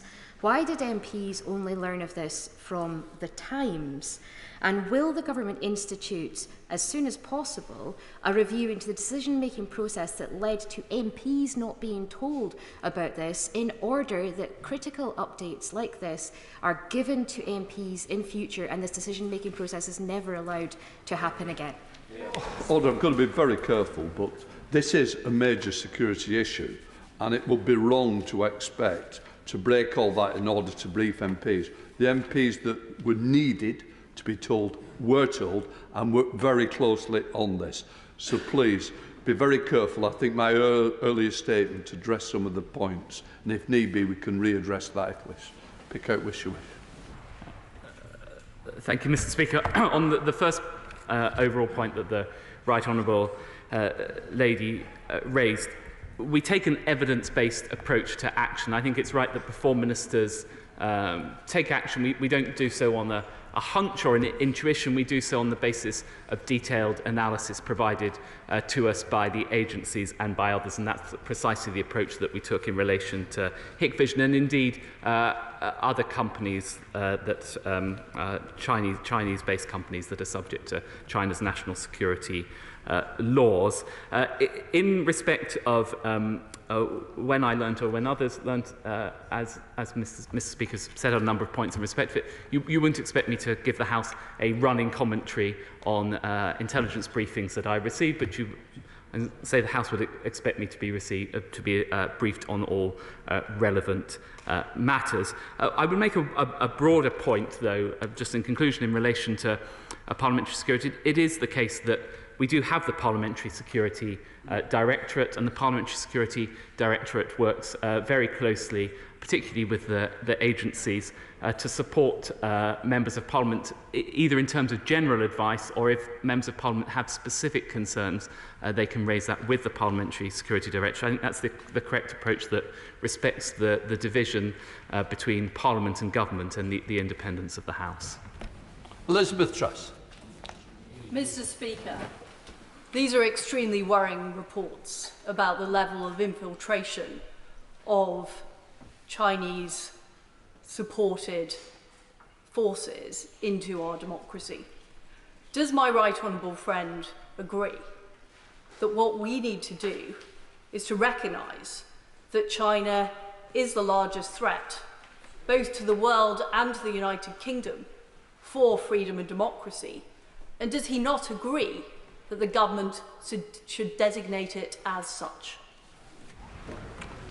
Deputy Prime Minister. Well, may I begin by paying tribute to my right honourable friend for all the work that she did in this space, particularly when she was Foreign Secretary. She is absolutely right that China represents a systemic challenge to our interests and values. And it is also the case, for example, in respect of our economic security. It is the #1 state-based threat to our economic security.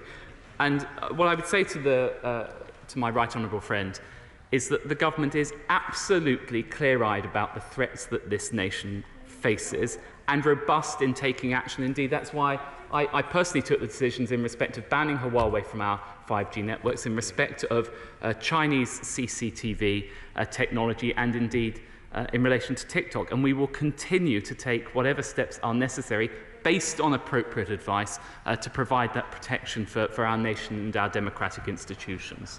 Kevan Jones. Thank you, Mr. Speaker. A key part of democracy is the ability to scrutinise the executive.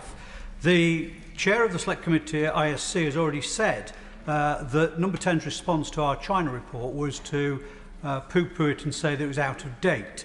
I understand the response was due today and it's now been put off. He mentions the Defend Democracy Task Force. We've asked for an update on that and met with radio silence. The Prime Minister has on his desk our report on international partnership. He's had it on his desk for 10 months nearly now. He usually has 10 days in which to respond. When will we get that signed off? And can I just say to the Deputy Prime Minister, if he's talking about security and democracy and which he, in the terms he has, that's also got to include proper scrutiny, which this government has got a long list of examples of how it's trying to avoid it. Deputy Prime Minister.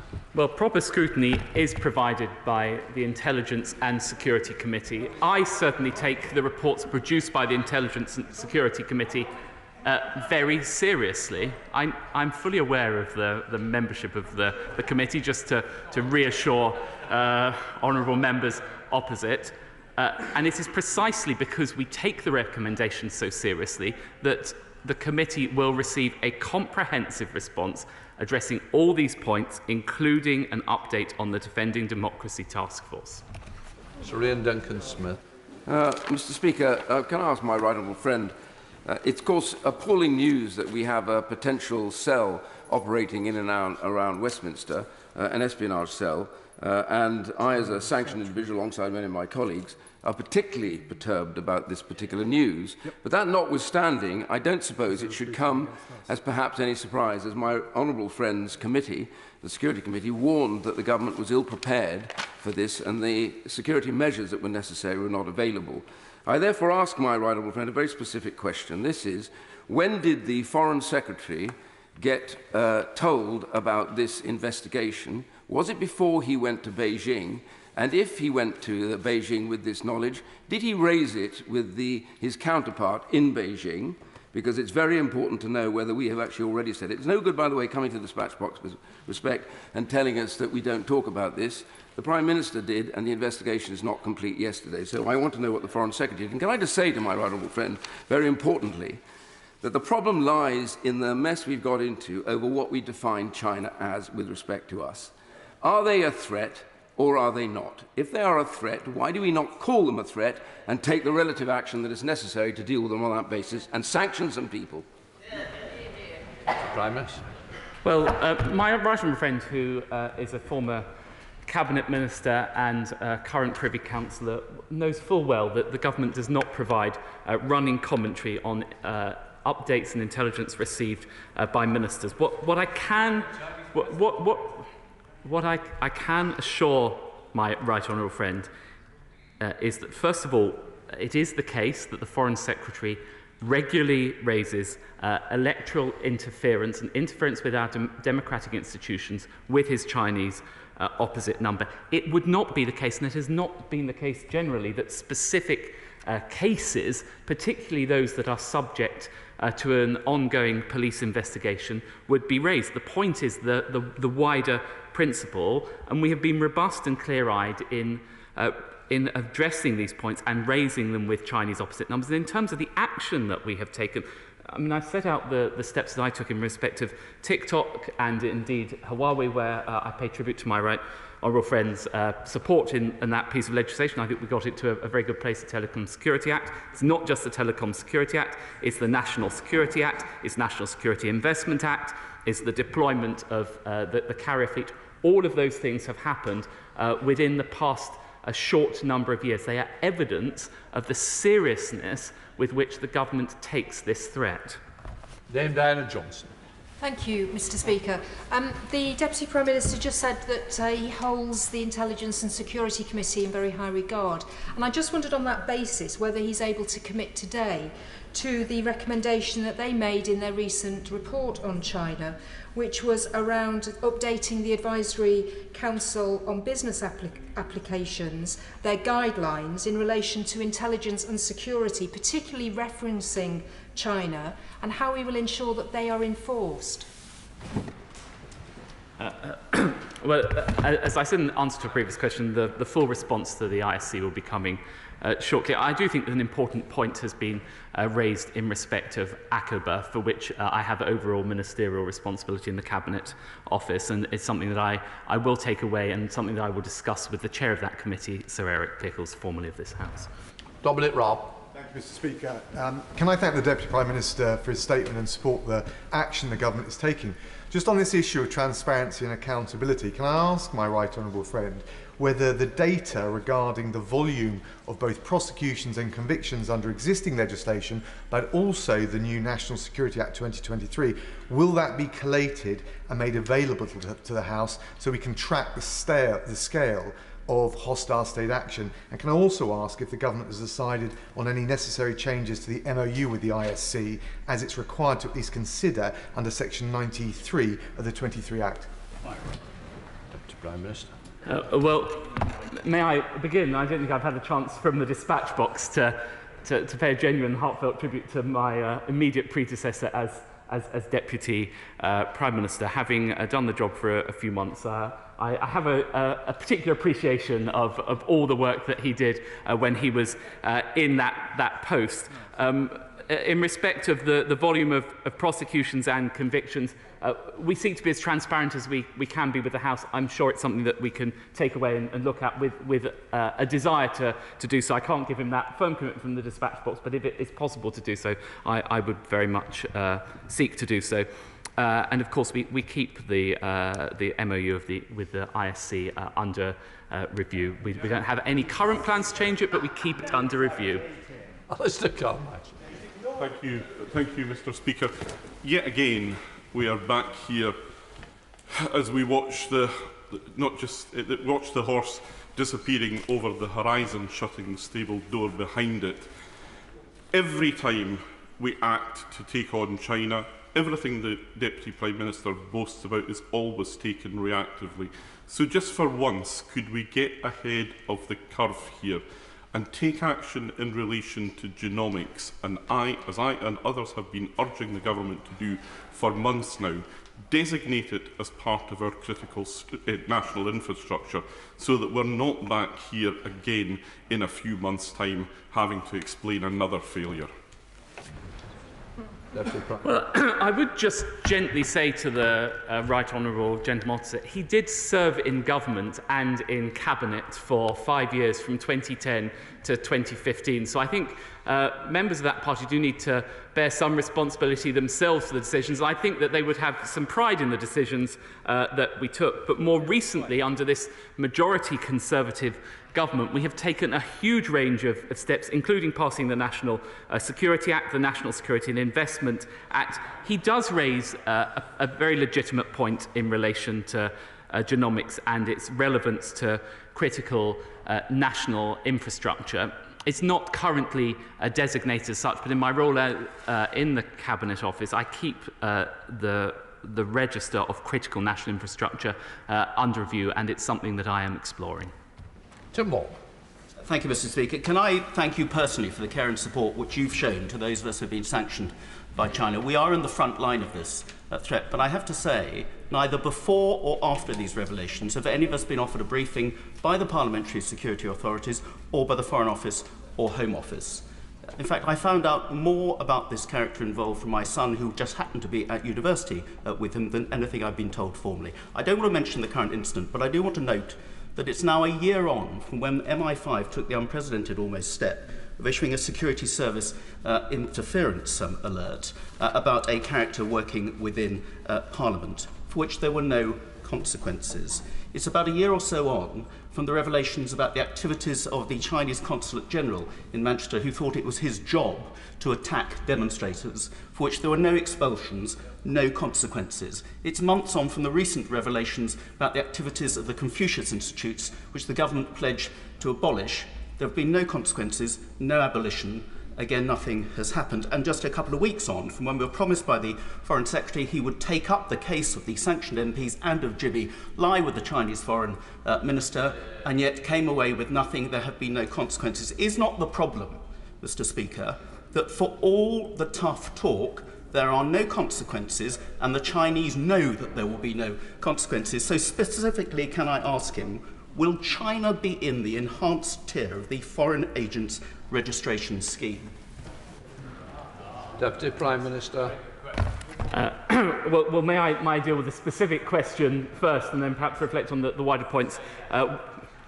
We are currently reviewing which countries are within that enhanced tier, but I think there is a strong case to be made, but you would not expect me to make that announcement from the dispatch box until we've gone through the proper process in respect of it. What I would say in relation to my honourable friend's wider points about the Parliamentary Security Directorate, we stand ready as the government to provide any further support that MPs feel that they require, and if it is the case that the honourable gentleman feels that he requires further briefing, I'm very happy to help facilitate that with the House as well. Very good. Can I extend my genuine sympathy to the two Conservative colleagues who appear to have been targeted by a suspected Chinese spy who was employed in Parliament and paid for out of public funds. I do know what they're feeling. The House will be aware. I'm not sure that's the case, and I think that's quite a bit of speculation. What I would say is I'd stick to a general question and trying to go into details of what may have happened. Thank you, Mr. Speaker. I did say suspected. The House will be aware that the subject of the security alert last year, Christine Lee, was never arrested, has never been charged with spying or indeed any other offence, and indeed was said by the previous Home Secretary to have done nothing criminal. However, there is a court case pending. I understand that Ms. Lee has taken out a civil suit against the government. Can the Deputy Prime Minister update the House when that case is likely to be heard and what the government hopes to learn from it? Deputy Prime Minister. Well, I'm not quite sure what to say in response to that that question. So what I would just observe is that we have, in light of the Lee case and others, that's precisely why we've taken enhanced powers through the new National Security Act. And whilst I have to hold back from commenting on individual cases, I'm confident that we have a much more robust powers under that legislation that will enable us to act. Teresa Phillips. The ISC in its China report highlighted the efforts of the Chinese Communist Party to influence, co-opt or coerce into silence potential critics of its regime in the UK. We did acknowledge that the government is waking up to this threat, is taking it more seriously, but I would highlight to the Minister that we need more urgency, and I particularly highlight, for years the ISC has been saying we need a foreign agents registration scheme. It's now on its way, but does he agree it would have been helpful if it had been in operation on the statute book at the time of the relevant events that we're considering today? Deputy Prime Minister.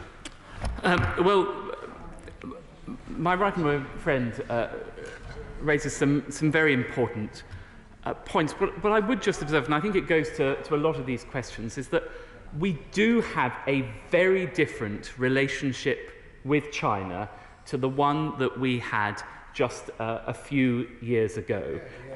It is important that we are not naive about China, that we are clear-eyed about protecting our national security, that we are clear-eyed about the threats that it represents, and that we are robust in taking action. The Right Honourable Lady rightly highlights the foreign agents registration scheme. The secondary legislation under that will be coming before the House very shortly, which will enable us to take the relevant actions under that legislation. Chris Bryant. Thank you, Mr. Deputy Speaker. Actually, the people who've been really clear-sighted about China have mostly been on the backbenches in this House, on either side, including the honourable member over there, some who've been sanctioned, and I've been delighted to work with 2 successive chairs of the Foreign Affairs Committee, to whom I pay enormous tribute for the outspoken way in which they have pushed us towards the government towards a more sensible policy on China. My anxiety is we still flip-flop all over the place. This year already, we've seen foreign secretaries several foreign secretaries apart from anything else, but foreign secretaries one moment wanting to suck up to China, the next minute wanting to have robust words with China. It simply doesn't work. Why, oh why, have we still not declared that China is a threat to UK national security? Why, oh why, have we still not even seen the redacted version of the China strategy, which apparently was developed by, according to the government, was developed by the FCDO, but hasn't even been shared with other government ministries? Well, as the Honourable knows, I have great respect for him, but I simply do not accept this slightly over-the-top characterisation of the government's approach. We have been consistent. First of all, we must protect our national interests in relation to China. That is why we've passed the legislation that I outlined. That is why I banned Huawei from our 5G networks, banned Chinese technology from surveillance equipment and others. It is also important that we secondarily align with our allies around the world. I spend a lot of time, and I know the Foreign Secretary, the Security Minister and others work very closely with nations around the world, particularly the Five Eyes, but not confined to the Five Eyes, in making sure that we share our understanding of Chinese intent and understand and we take a coordinated action to protect us, not least through the military. But it is also the case that we must engage with the Chinese, as we do with many, many other countries around the world with whom we do not share a number of their values. It is not a realistic position to take to say that we should entirely cut off from engagement with China. We should engage with China, but be absolutely clear about where we disagree with them and clear-eyed in protecting our national security, which is precisely the approach that we are taking. Bob Seeley. Thank you very much indeed, Mr. Speaker. I think, like the honourable member from Chingford and Woodford Green, I think we can't wait to be able to discuss the merits of this case, obviously, when we can, and I understand the situation now. I just want to raise a couple of issues with the Deputy Prime Minister.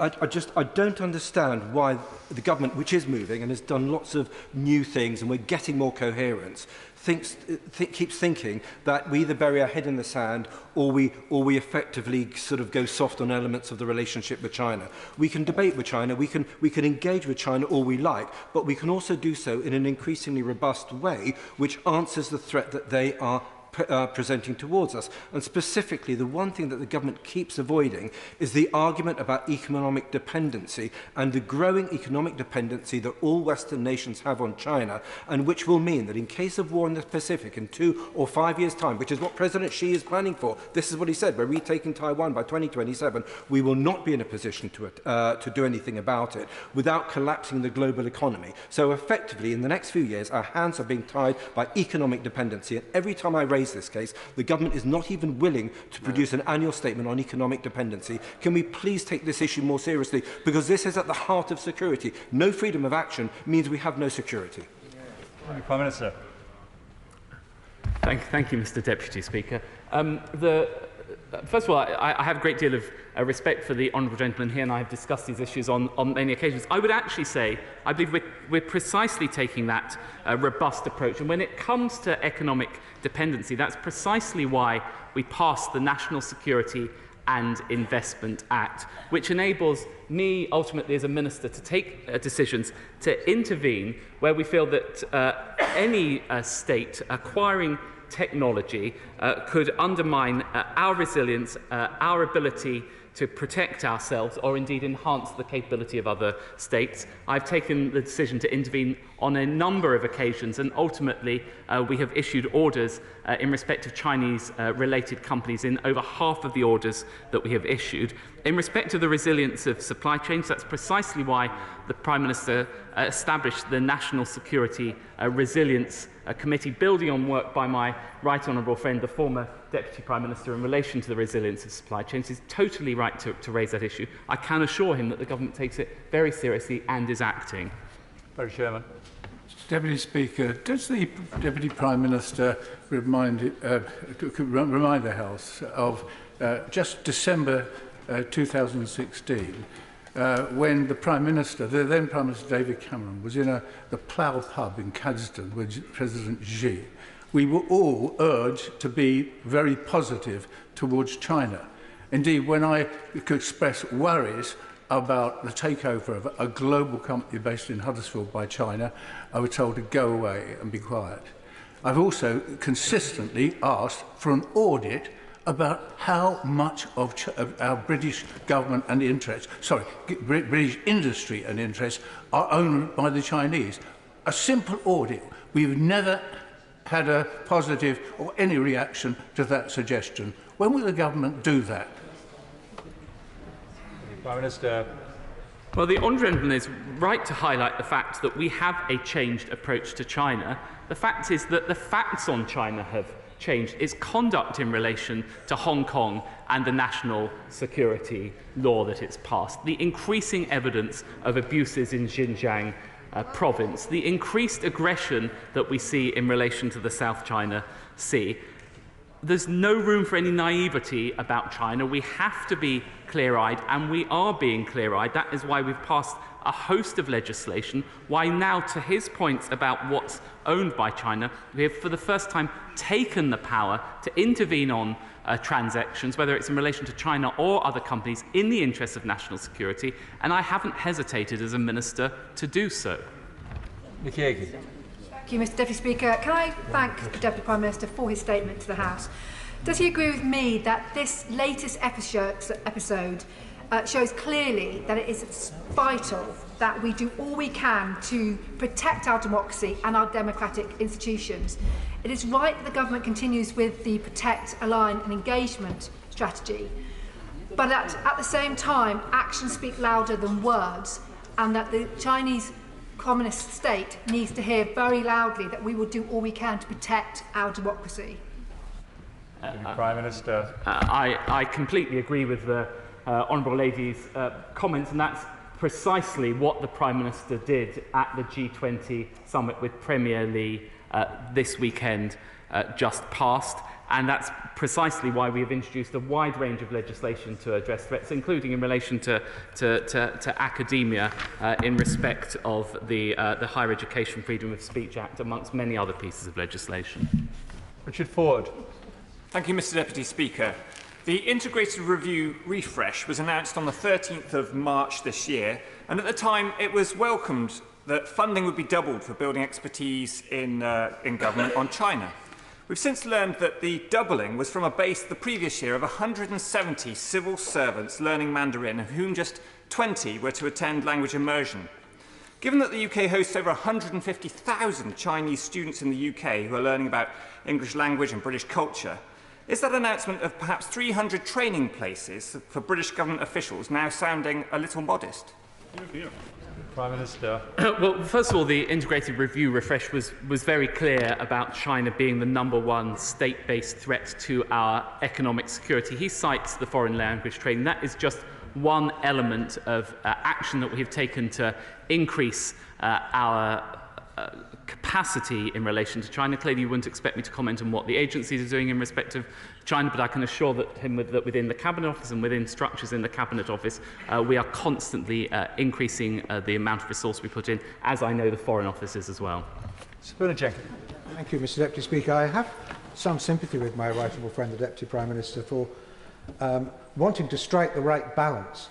And I very much welcome the fact that he recognises we've come a very long way from the ill-fated idea of a golden age with China, which was only 8 years ago, because much of what has happened was predictable and predicted, and we continue to predict what's going to happen, as he's heard this afternoon. Why is the government so squeamish about not just talking about threats from China, but by calling China a threat? What is the difference between a challenge and a threat? Deputy Prime Minister.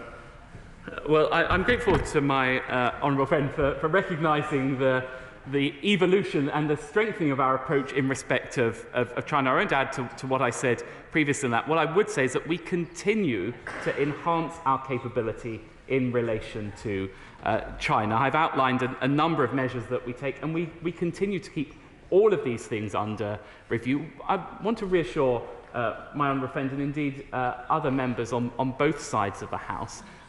We are absolutely clear about the threat that China represents, but at the same time it is right that we engage with China, and that is the approach that we are taking alongside working very closely with our allies. I think that is a sensible and balanced approach to China, which in no way whatsoever underestimates the scale of the challenge in respect of China as set out in numerous documents. Judith Cummins. Thank you, Mr Deputy Speaker. Deputy Prime Minister, an attack on this place by any hostile government intent on interfering with our democracy and its structures, including its members, is a direct affront to British democracy itself. Given that several members of this place have been sanctioned by China, can he give the House assurances that steps are in place to support and protect members of this place from hostile government, and make clear that there are consequences, as the Honourable Member for East Worthing outlined? Prime Minister. Yes, I'm very happy to give that assurance. Of course, we respect the independence of this House, and we provide support indirectly to the House through the Parliamentary Security Directorate. But I can assure the Honourable Lady that we provide a considerable amount of resource to the House in respect of this threat. Damien Green. Thank you, Mr Deputy Speaker.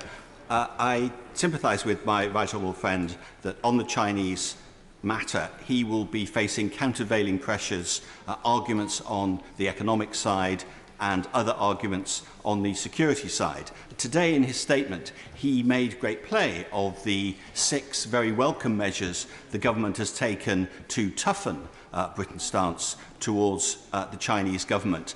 Can he give the House any evidence that the Chinese government has actually altered its behaviour in any way at all in response to this tough response from the British government? Prime Minister. Well, what I would say to the honourable is, first of all, right honourable gentleman, forgive me, it is never the case that the United Kingdom government trades off economic security for national security. National security always comes first in the approach that we take. And actually, we have seen action in response to the measures we've taken. For example, National Security Investment Act, we have blocked Chinese acquisitions of companies in this country. So we are biting directly. Twig. Thank you, Mr Deputy Speaker. Can I ask the Deputy Prime Minister how many requests the government has received from the security services chiefs in the past 12 months for additional resources to combat the Chinese security threat, and if all those requests have been met in full?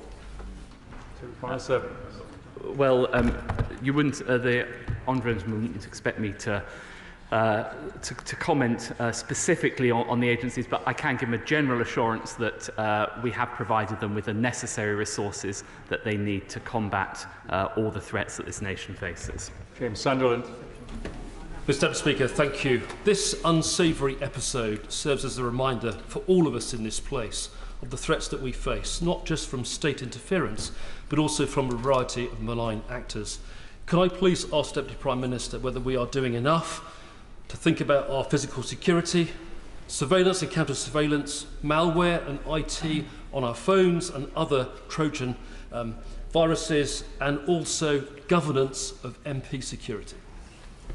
Deputy Prime Minister. Well, my honourable friend is absolutely right to raise all of these points. It is the case not just in respect of China, but also in respect of Russia, particularly in light of the Russia-Ukraine war, and indeed in respect of Iran and other hostile states, that the threat landscape is increasing, and the government has to continually increase its actions. What I would say is that by the creation of the National Cyber Security Centre, working with GCHQ, we're able to constantly increase our action in respect of cyber threats, malware and others that he highlighted, and in respect of physical security, we have a mirror in the National Protective Security Agency working with MI5.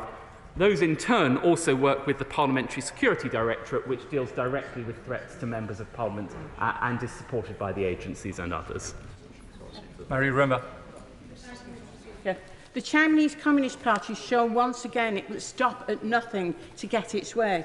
And the Deputy Prime Minister has said today that you do realise that there are serious issues and it's a systemic challenge. But they will not come out with the statement of it being a serious threat and being treated such. It is infiltrating our academia, and a lot feel very uneasy right across these benches. Actions speak louder than words, but you need to back up words with actions, strong actions, and give us the impression that that government is not being dragged by the heels all the time. We're constantly having to raise things, and the feeling there is no confidence around that we are taking them absolutely as a serious threat, and that is what they are. And we're playing cricket while they've got the machetes out. Please, please take some urgent action. Prime Minister. Well, we have been totally clear-eyed about the threats represented by China, and we have been robust in the action that we have taken. Indeed, the Honourable Lady talks about higher education. We have passed legislation in respect of higher education, in respect of the Higher Education Freedom of Speech Act. That, in turn, requires greater transparency about sources of funding for higher education institutions, including from states overseas and hostile states. We are taking exactly the kind of action that she requests. Woman. Thank you, Mr. Deputy Speaker. I saw firsthand at what was then DCMS, the now Deputy Prime Minister, oversee an increasingly robust attitude to China in terms of economic security and in terms of telecom security in particular. And to some extent, I wonder if that is why we see this growth in unwelcome attention from China. I wonder if, however, he can reassure the House that we will continue to take that increasingly robust approach, particularly when it comes to emergent technologies such as AI and such as some of the other increasingly high-tech areas where Britain excels in the world and where we will continue to attract even more interest from unfriendly states. Well, my honourable friend has a great deal of experience from his time as a minister, and we work together on these issues. Telecom security is precisely an example of that. First of all, we put national security before economic security on a purely economic security, a purely economic interest basis. We should not have removed Huawei's equipment from our networks. We put national security first, and I was very transparent with the House about that. We also took the powers through the Telecom Security Act, the legislation required to provide that protection of our national security. So it's yet more evidence of how the government is taking a more robust approach and is increasing the amount of activity it takes with every passing month and year. Andrew Bridgen. Thank you, Mr. Speaker, and I thank the Deputy Prime Minister for his statement, and sensitive to the restrictions of both the questions and the answers. But the facts we know that are in the public domain is that 2 individuals have been arrested on suspicion of working for a hostile power. They were parliamentary pass holders. Their passes will have been sponsored by individuals probably in this chamber. They passed the vetting for having a security parliamentary pass. Does the Deputy Prime Minister agree with me that in due course an important question that will have to be answered, not today, is going to be, were they recruited by the hostile power before or after they became pass holders? Be careful what detail we do go into, and I know you're well aware of that. Deputy Prime Minister. Yes, well, the honourable gentleman made a number of suppositions in his questions which are subject to an ongoing police investigation. When that investigation has concluded, indeed, if the Crown Prosecution Service decides to take any action under the Official Secret Act, there will be a time for this House to debate the lessons from that, and the Government will, of course, help to facilitate with you, Mr. Speaker, the time for that to happen. Go back, Don. In the statement, the Deputy Prime Minister very helpfully refers to, and I quote, the erasure of dissenting voices and the stifling of the opposition under their new national security law in Hong Kong. In whatever dialogue that now takes place with the Chinese, can I ask again that the cases of my 2 colleagues, trade union colleagues, Lee Chuk Yang and Karen Ng Man Yi, who are the leaders of the Hong Kong Confederation of Trade Unions, be raised again? They've been in detention since 2021 and are now facing lengthy prison sentences purely for standing up for democratic rights and trade union rights?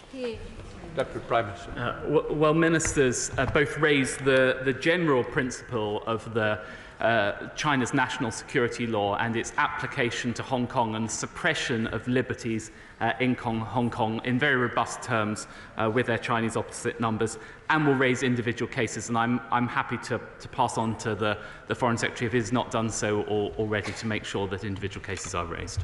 Christine Jardine. Thank you very much, Mr. Speaker. These allegations are concerning, but sadly they're not the first of the type. We've heard about the sanctions against MPs, the activity at the Manchester Consulate. I've been ticked off more than once by the consulate in my own constituency because I said things they didn't like, and I've been filmed by a drone speaking at a Chinese rally in the city. In July, the Intelligence and Security Committee said there was a lack of a clear strategy from the government. Does the Deputy Prime Minister accept that that might be responsible for these repeated attempts, and is it not time that the government had that clear strategy? Yeah. Deputy Prime Minister. First of all, the integrated review refresh was very clear about the approach that we take in respect of China. We're clear that it represents the #1 state-based threat to our economic security. It also represents a range of other threats and a systemic challenge to our interests and our values. Ministers have raised Chinese interference with democratic processes, and any interference with the conduct of members of Parliament is totally unacceptable, and we will not hesitate in raising it. That completes the statement. We now come to the next statement on the G20. I call the Prime Minister, Rishi Sunak. Mr. Speaker, the whole House will join me in sending our sympathies to the people of Morocco following the devastating earthquake. Our thoughts are with those who have lost loved ones, the injured, and those bravely engaged in rescue efforts. We also remember the victims and loved ones of the terrorist attacks that took place in the United States 22 years ago today, including many British citizens. Mr. Speaker, I've just returned from the G20 summit in India. And for the record, let me declare that, as is a matter of public record, I and my family are of Indian origin. My wife and her family are Indian citizens with financial interests in India. At the summit, I had 3 aims. First, to increase diplomatic pressure on Russia and call out their shameful disruption of global food supplies in the Black Sea. Second, to show the world that democracies like the United Kingdom, not authoritarian regimes, are leading the fight on global challenges like development and climate change. And third, to strengthen ties and forge new partnerships to deliver jobs, growth and security for the British people. Mr. Speaker, the world faces a moment of danger, volatility and increasingly rapid change. But even as most G20 leaders came together in Delhi in a spirit of cooperation, one did not. For 2 years now, Putin has lacked the courage to face his G20 peers. Day after day, his actions cause horrendous suffering in Ukraine, violating the UN Charter, threatening European security, and disrupting global energy supplies. The spillovers have driven up prices here at home, and they are hurting people all around the world. Russia's withdrawal from the Black Sea Grain Initiative exposes their willingness to spread that suffering further. While Putin stalls, making unmeetable demands, he's destroying Ukraine's ports and grain silos. In just 1 month, Russia has destroyed over 270,000 tons of grain, enough to feed 1 million people for a year. And I can tell the House today that thanks to declassified intelligence, we know the Russian military targeted a civilian cargo ship in the Black Sea with multiple missiles on the 24th of August, demonstrating just how desperate Putin is. At the G20, leaders united in calling out the human suffering caused by Putin's war. Ukraine has the right to export its goods through international waters, and they have the moral right to ship grain that is helping to feed the world. The UK is working with partners to get grain to those who need it most. We'll provide £3 million for the World Food Programme, building on earlier contributions to President Zelensky's Grain from Ukraine initiative. We're using our intelligence, surveillance and reconnaissance capabilities to monitor Russian activity in the Black Sea, so we can call them out if we see they're preparing further attacks on civilian shipping or infrastructure, and attribute attacks if they happen. And later this year, we're hosting a UK Global Food Security Summit to put in place solutions for the long term. Mr. Speaker, I spoke to my friend President Zelensky just before the summit. Backed by our support, Ukraine's counter-offensive is making hard-won progress. We will continue to stand with Ukraine for as long as it takes, until we see a just and durable peace that respects their sovereignty and territorial integrity. That's the only possible outcome to Putin's illegal war, and Ukraine, with our support, will prevail. And on my second aim, Mr. Speaker, we showed at the G20 that it is the UK and our partners, not authoritarian actors, that offer the best solutions to the global challenges we face. We're playing our part to stabilise the global economy, control inflation, and fuel future growth. The latest ONS figures show the UK is leading the way, growing faster out of the pandemic than any other major European economy, demolishing the false narratives that we've heard on the other side of this House. And we're also leading the way on development assistance. Instead of loading countries with debt, we're calling for fundamental reforms of the World Bank. When I met the World Bank president, I underlined the UK's desire to see the bank become more efficient and responsible, sweating its balance sheet to deliver more support where it's needed. We're also leading calls at the G20 to safely harness new technologies to support growth and development, and we're leading action to tackle climate change. Mr. Speaker, while some in Westminster denigrate the UK's record on climate issues, out there in the world, we are rightly seen as a global leader. We've cut emissions faster than any other G7 country, with low-carbon sources now providing over half our electricity. We're providing billions for the global energy transition, including through our pioneering Just Energy Transition partnerships. And at the G20, I made a record commitment of over £1.6 billion for the Green Climate Fund, the single biggest international climate pledge the UK has ever made. Finally, Mr. Speaker, my most important aim in Delhi was to deliver on the priorities of the British people. In a changing world, we're using our Brexit freedoms to build new relationships with economies around the world. Since I became Prime Minister, we've joined the CPTPP, the most dynamic trading bloc in the world. We've launched new partnerships with Canada, Australia, Japan and the US, covering trade and economic security. We've secured agreements with France, Albania and Turkey and others to stop illegal migration. And at the G20, we went further. We signed a new strategic partnership with Singapore to boost jobs, growth and our security. And I held warm and productive discussions with Prime Minister Modi on strengthening our relationship in defence, technology and a free trade deal between our nations. Mr. Speaker, I also met Premier Li of China. The whole House is rightly appalled about reports of espionage in this building. The sanctity of this place must be protected, and the right of members to speak their minds without fear or sanction must be maintained. We will defend our democracy and our security. So I was emphatic with Premier Li that actions which seek to undermine British democracy are completely unacceptable and will never be tolerated. I also emphasised the UK's unyielding commitment to human rights, and I was clear on the importance of maintaining stability and international law as the basis for stable relations. China is a permanent member of the UN Security Council, the world's second largest economy and the world's largest emitter of carbon dioxide, and has growing influence on others, notably Russia. One of my messages to Premier Li was that China should use their influence to call on Russia to end its aggression against Ukraine. The G20 showed a common purpose on food security, and we need to see this in other areas. Mr. Speaker, this government has acted decisively to improve our security, blocking China's involvement in critical areas like civil nuclear power, semiconductors and 5G. And I pay tribute to the tireless work of our security services. We will shortly set out our response to the Intelligence and Security Committee's report on China. In November last year, the government set up a new Defending Democracy task force.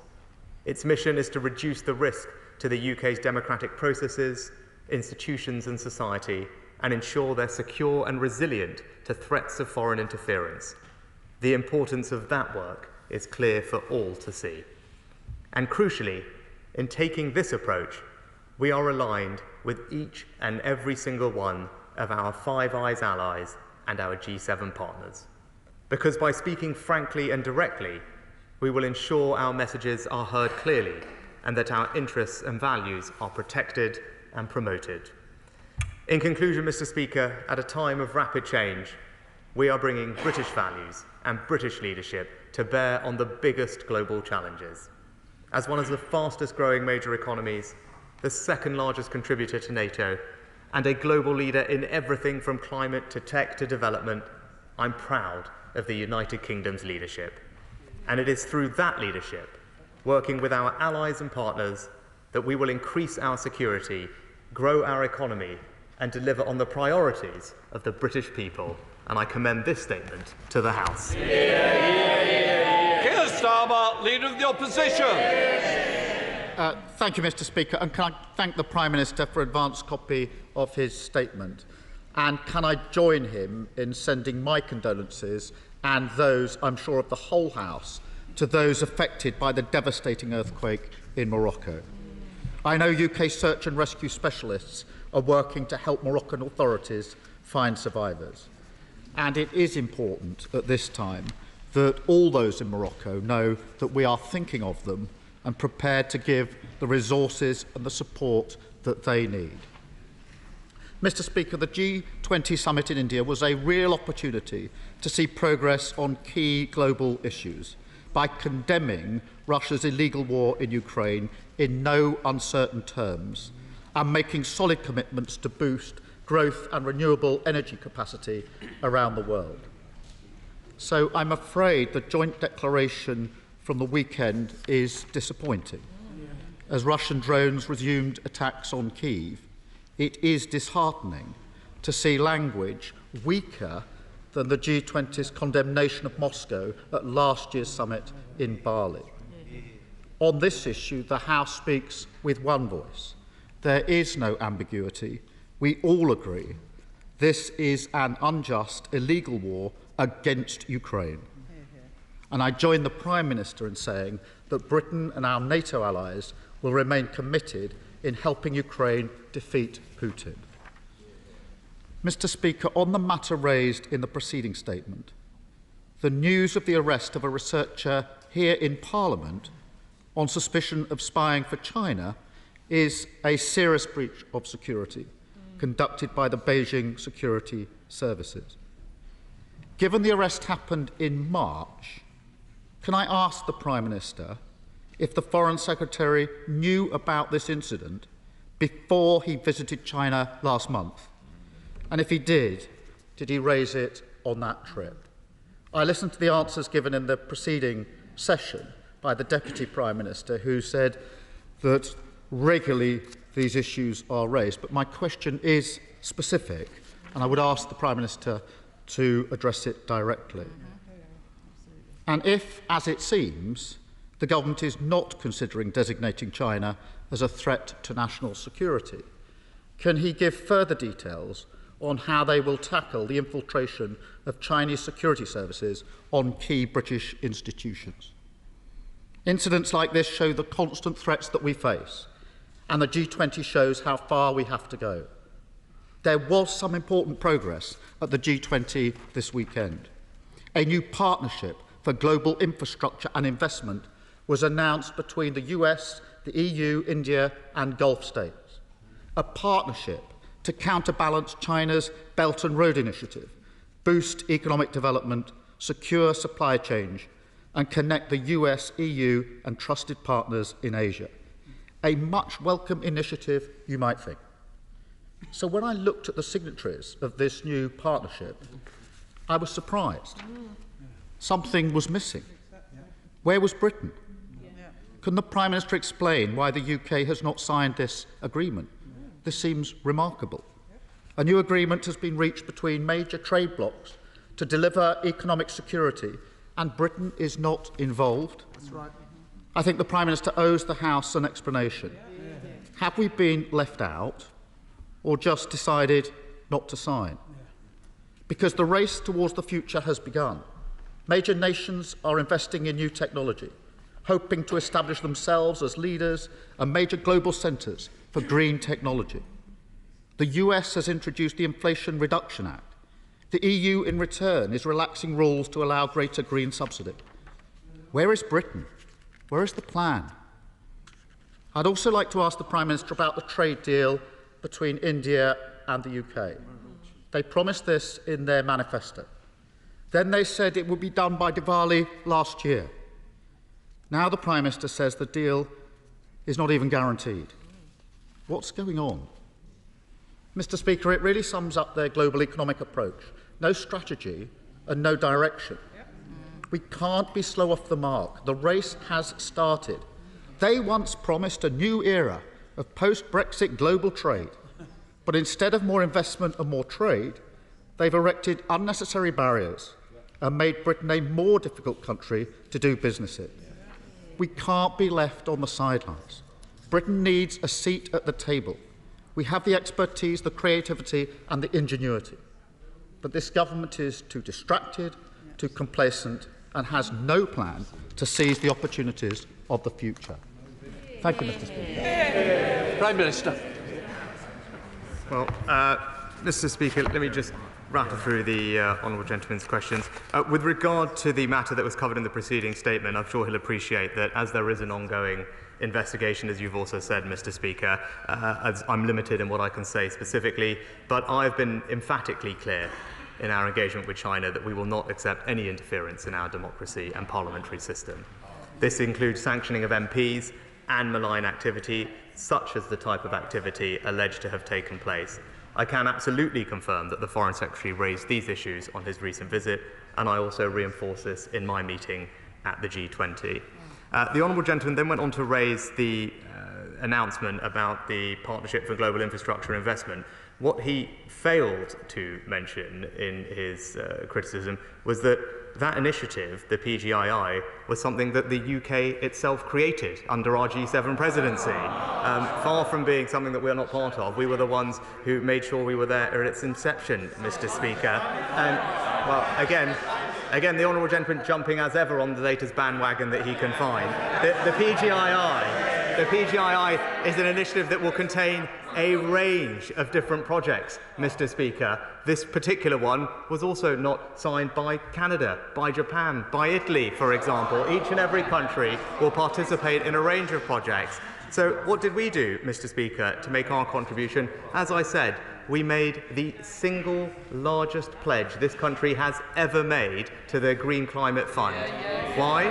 Because it's important that we play our part in helping countries make the transition to net zero, something that we have led on previously, and because of that commitment, we'll continue to lead on. What else did we do, Mr. Speaker? We decided to work with other countries to improve global food security, something that in particular African nations have called on us to do, have welcomed our leadership in hosting a summit later this year that will tackle the cause at root, improving crop yields and improving the resilience of food supplies globally. I could go on, Mr. Speaker, but as ever, the Honourable Gentleman tries to find something to score a cheap political point and completely and utterly misunderstands what this country is doing, because as ever, well, he would prefer to talk this country down and recognise the contribution we are making.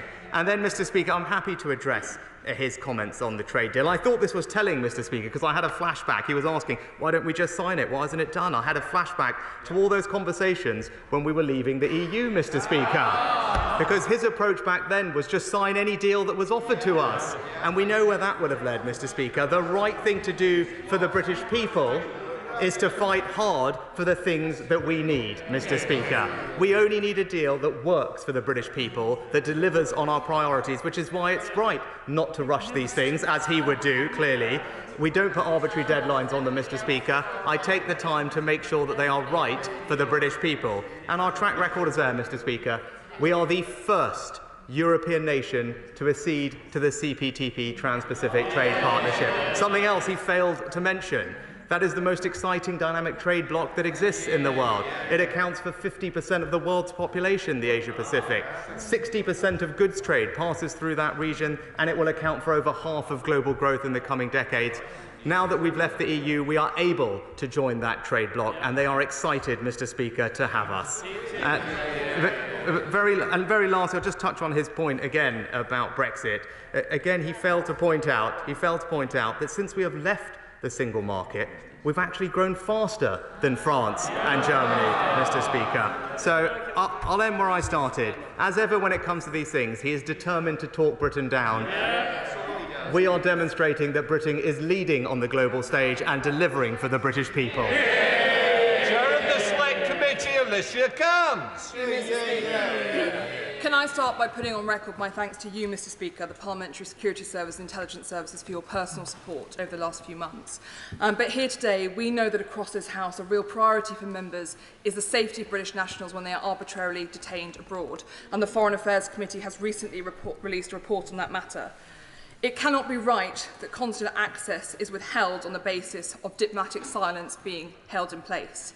I know that my right honourable friend raised the case of Jagdish Singh Sohal with the Indian Prime Minister at the weekend, but we are not clear on what the outcomes of those discussions were. So will the government now finally officially call for him to be released because the UN has accepted that he is arbitrarily detained? And does the Prime Minister believe that he has been unfairly treated or even tortured while he's been held? Mr. Speaker, we are committed to seeing Mr. Jahal's case resolved as soon as possible. We continue to provide consular assistance to him and his family and have raised concerns about issues including consular access to Mr. Jahal, the judicial process and reports of mistreatment with the Indian government on multiple occasions, including myself with Prime Minister Modi just this weekend. SNP spokesperson Martin Docker to use. Thank you, Mr. Speaker. We've heard a lot of PR and spin today, and I'm sure we're going to hear a lot more. But as ever in this game, what the Prime Minister isn't saying is almost as important as what he is saying. Now, the Leader of the official opposition raised the case of President Biden's announcement. Can the Prime Minister in his response then tell us what part of those projects his government is involved in, because it's worth more than any FTA agreement we could sign and will leave Brexit Britain on the global sidelines yet again if he's not fully involved. That's on top of the United States inflation-busting reduction bill tackling climate change. And on to the bilateral meetings, Mr. Speaker, with his counterparts. We heard of very strong concerns raised with the Chinese Premier Li in regards to your statement earlier on, Mr. Speaker. Can the Prime Minister therefore advise the House when was he first notified of this issue? And then there was also the case of my constituent Jagtar Singh Johal, which the Chair of the Foreign Affairs Committee has raised, where he brought up in conversations with Prime Minister Modi's counterpart. Now, given the widespread concerns in this place and outside of the leaking of his government's resolve to Jagtar Singh Johal, particularly in relation to getting a trade deal over the line, would therefore the Prime Minister agree to meet with me and Jagtar Singh Johal's family so he can tell them exactly what he intends to do on their behalf? Well, Mr. Speaker, I'd refer the honourable gentleman to my previous answer on Mr. Jahal, but also most recently the Foreign Office Minister has met with Mr. Jahal's family to discuss this case in detail. Turning to the honourable gentleman's other points, for example, our other investment partnerships, the British investment partnership approach with India, for example, has invested over £2 billion to support 600 different enterprises, employing about 500,000 people. And that's just to give him some sense of the scale of the alternative projects that we are involved in. And then lastly, I'll just turn to his point, which the Leader of the Opposition also raised about the US's IRA Act and other countries' approach to this. Again, neither of them seem to recognise that the approach we have taken is working for the UK, not least with the recent announcement of a £4 billion investment in the UK by Tata, Mr. Speaker. That represents the single largest investment in our auto industry, potentially ever, to build a gigafactory here, also followed by investments from Stellantis and BMW to secure future electric vehicle manufacturing in the UK, Mr. Speaker. So any which way you look at it, our auto manufacturing sector is receiving record amounts of investment to make the transition to electricity-oriented vehicles, and that's because of the tax, regulatory and incentive regime that we've put in place that is delivering real jobs and real opportunity for the British people. Sir John Redwood. Did the Chinese representatives give any indication of when they might stop their big increases in CO2 and start to reduce them? And does the Prime Minister agree with me that it makes no sense for the UK to rely on Chinese imports of electric vehicles, solar panels and other green products when they are so CO2 intensive in their production and deny us the jobs and added value? My honourable friend makes a good point. He'll see in the G20 declaration a commitment by all members recognising the need to peak emissions in the next couple of years. And to his broader point, that's why the government has consulted on measures to address carbon leakage. It's absolutely right that there's a level playing field, Mr. Speaker, and that if we take action here, that should not come at the cost of British workers if it makes ultimately no difference to global emissions, which is why we've consulted on proposals on carbon leakage, and I'd very much welcome his thoughts on that. Ed David. Thank you, Mr. Speaker. I join the House in sending our condolences to all those affected by the tragic events in Morocco. And can I thank the Prime Minister for his statement? He was rightly strongly critical in his statement of President Putin, but I have to say I do not agree with his assessment of the G20's statement on Ukraine. The joint declaration failed to condemn Russia for the invasion. Our Ukrainian allies labelled it nothing to be proud of, while the Russians called it a step in the right direction. As Ukrainian soldiers continue to give their lives in defence of their country, while Ukrainian refugees continue to take shelter here in the UK and elsewhere, why did the Prime Minister feel he was justified in signing up to such a weak communique? Mr. Speaker, I find it slightly strange that the right honourable gentleman is using what Russia describes the situation to be as evidence for his support. I mean, if anything we've seen over the past year, we shouldn't believe a word coming out of Russia's mouth. So a very strange approach to take, Mr. Speaker. But what I would say to him in his criticism, I'm not entirely sure who he's critical of, because every single one of our Five Eyes partners and our G7 allies that was present also signed the G20 statement.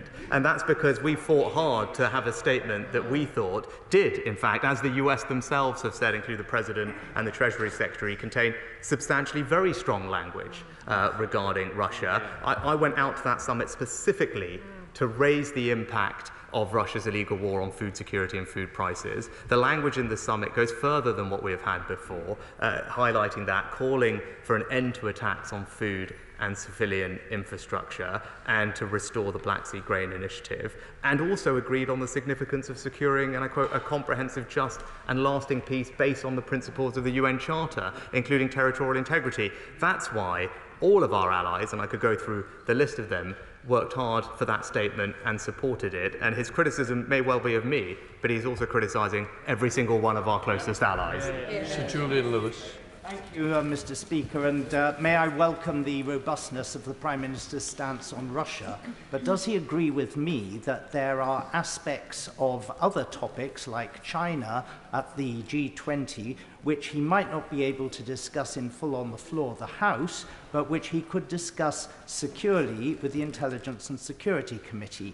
However, whereas for the first 20 years of the committee's existence, it had a meeting with the Prime Minister every single year, there has been no such meeting since December 2014, although his immediate predecessor during her short term in office did volunteer to reinstate such meetings. So may I ask him if he would do the same thing, reinstate the meetings and get back to proper comprehensive scrutiny?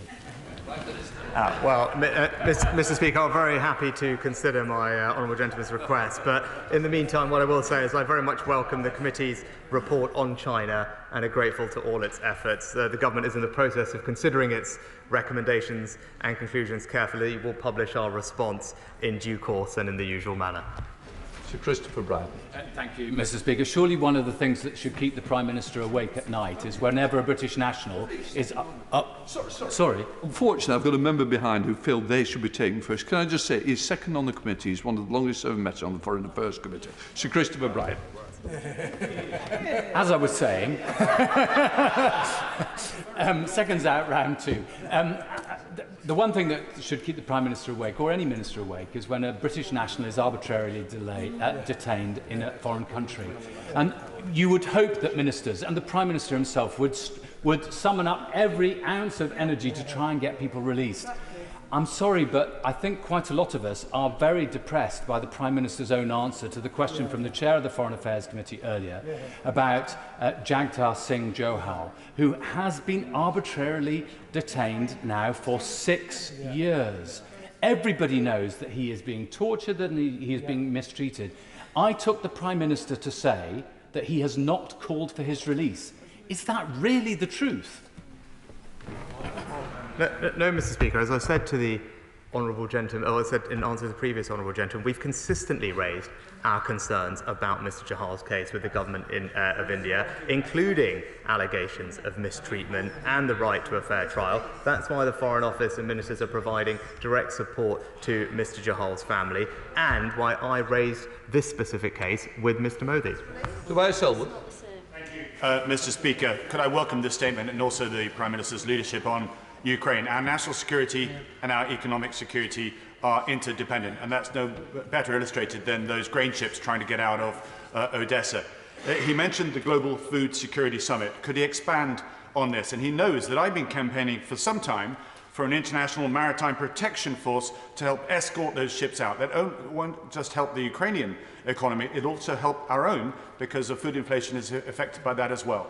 Will he now advance that idea to make sure that happens at the Food Security Summit?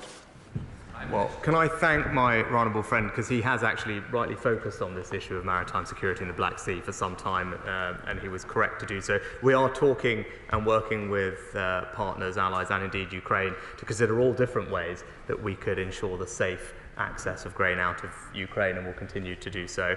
In terms of the Global Food Security Summit that we will host in London, it will be focused on 4 themes, Mr. Speaker: creating new approaches to ending the preventable deaths of children, building a climate-resilient food system, anticipating and preventing famine and food security crises, and using science and technology to boost food security and nutrition. We are also working to deliver this food summit in combination with partners including the United States and Somalia.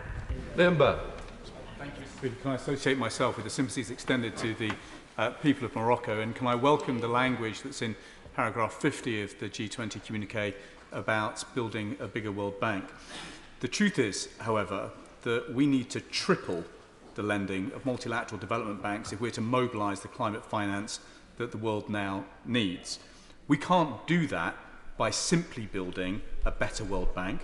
We need to build a bigger World Bank. Now, in the United States, President Biden is asking Congress to support a capital call and boost the balance sheet of the World Bank. Why is the UK, one of the founders of the World Bank, not leading the same argument? We could even use the money we're getting back from the European Investment Bank, and the Prime Minister, if he so chose, could call it a Brexit dividend. The world needs a bigger World Bank now, and the UK should be leading the case. Well, Mr. Speaker, we are, in fact, leading the case on the World Bank's balance sheet.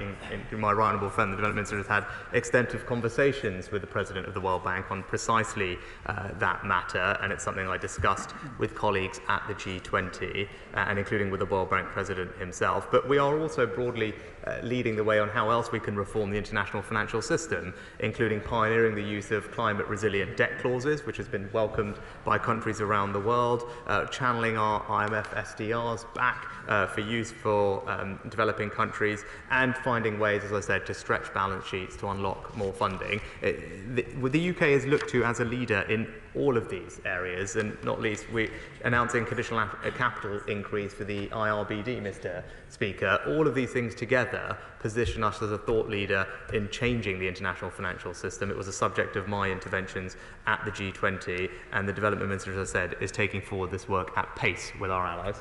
Thank you, Mr. Speaker. I welcome my right honourable friend's statement, and in particular welcome inclusion in the communique to the G20 AI principles. And I'd like to press my honourable friend as to what further work he and the United Kingdom will be doing ahead of the AI summit in November to ensure that work on the safety of AI more than outpaces work on capability, and that we can move towards a meaningful principles-based approach to the safe use of this vital new technology.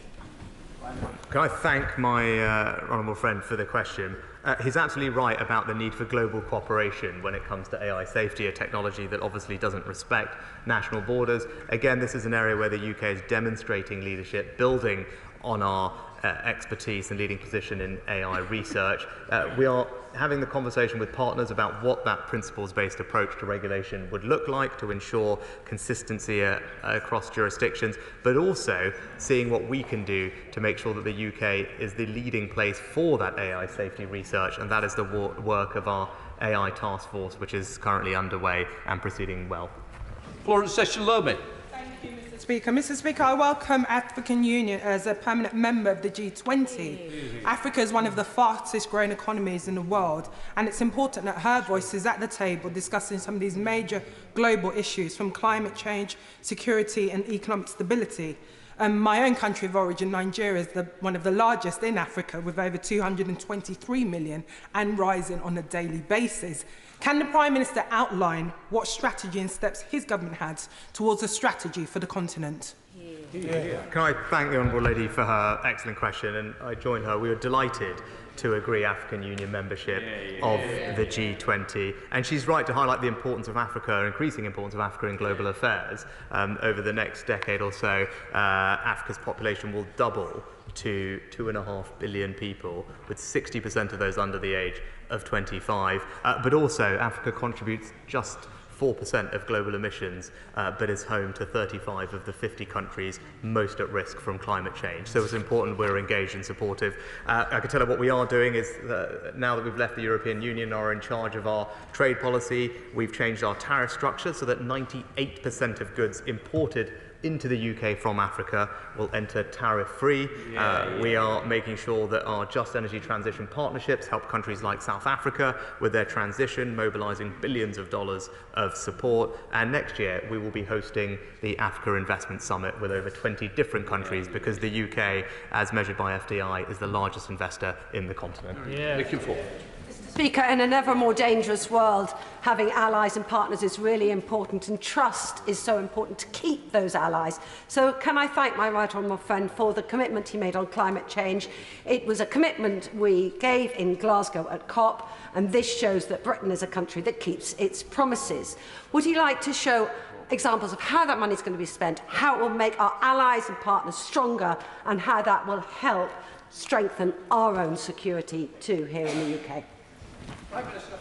Well, can I thank my honourable friend for all her work in this area, and she's right, it's important that we do meet our commitment to £11.6 billion of international climate finance, and this particular investment will ensure that we do that.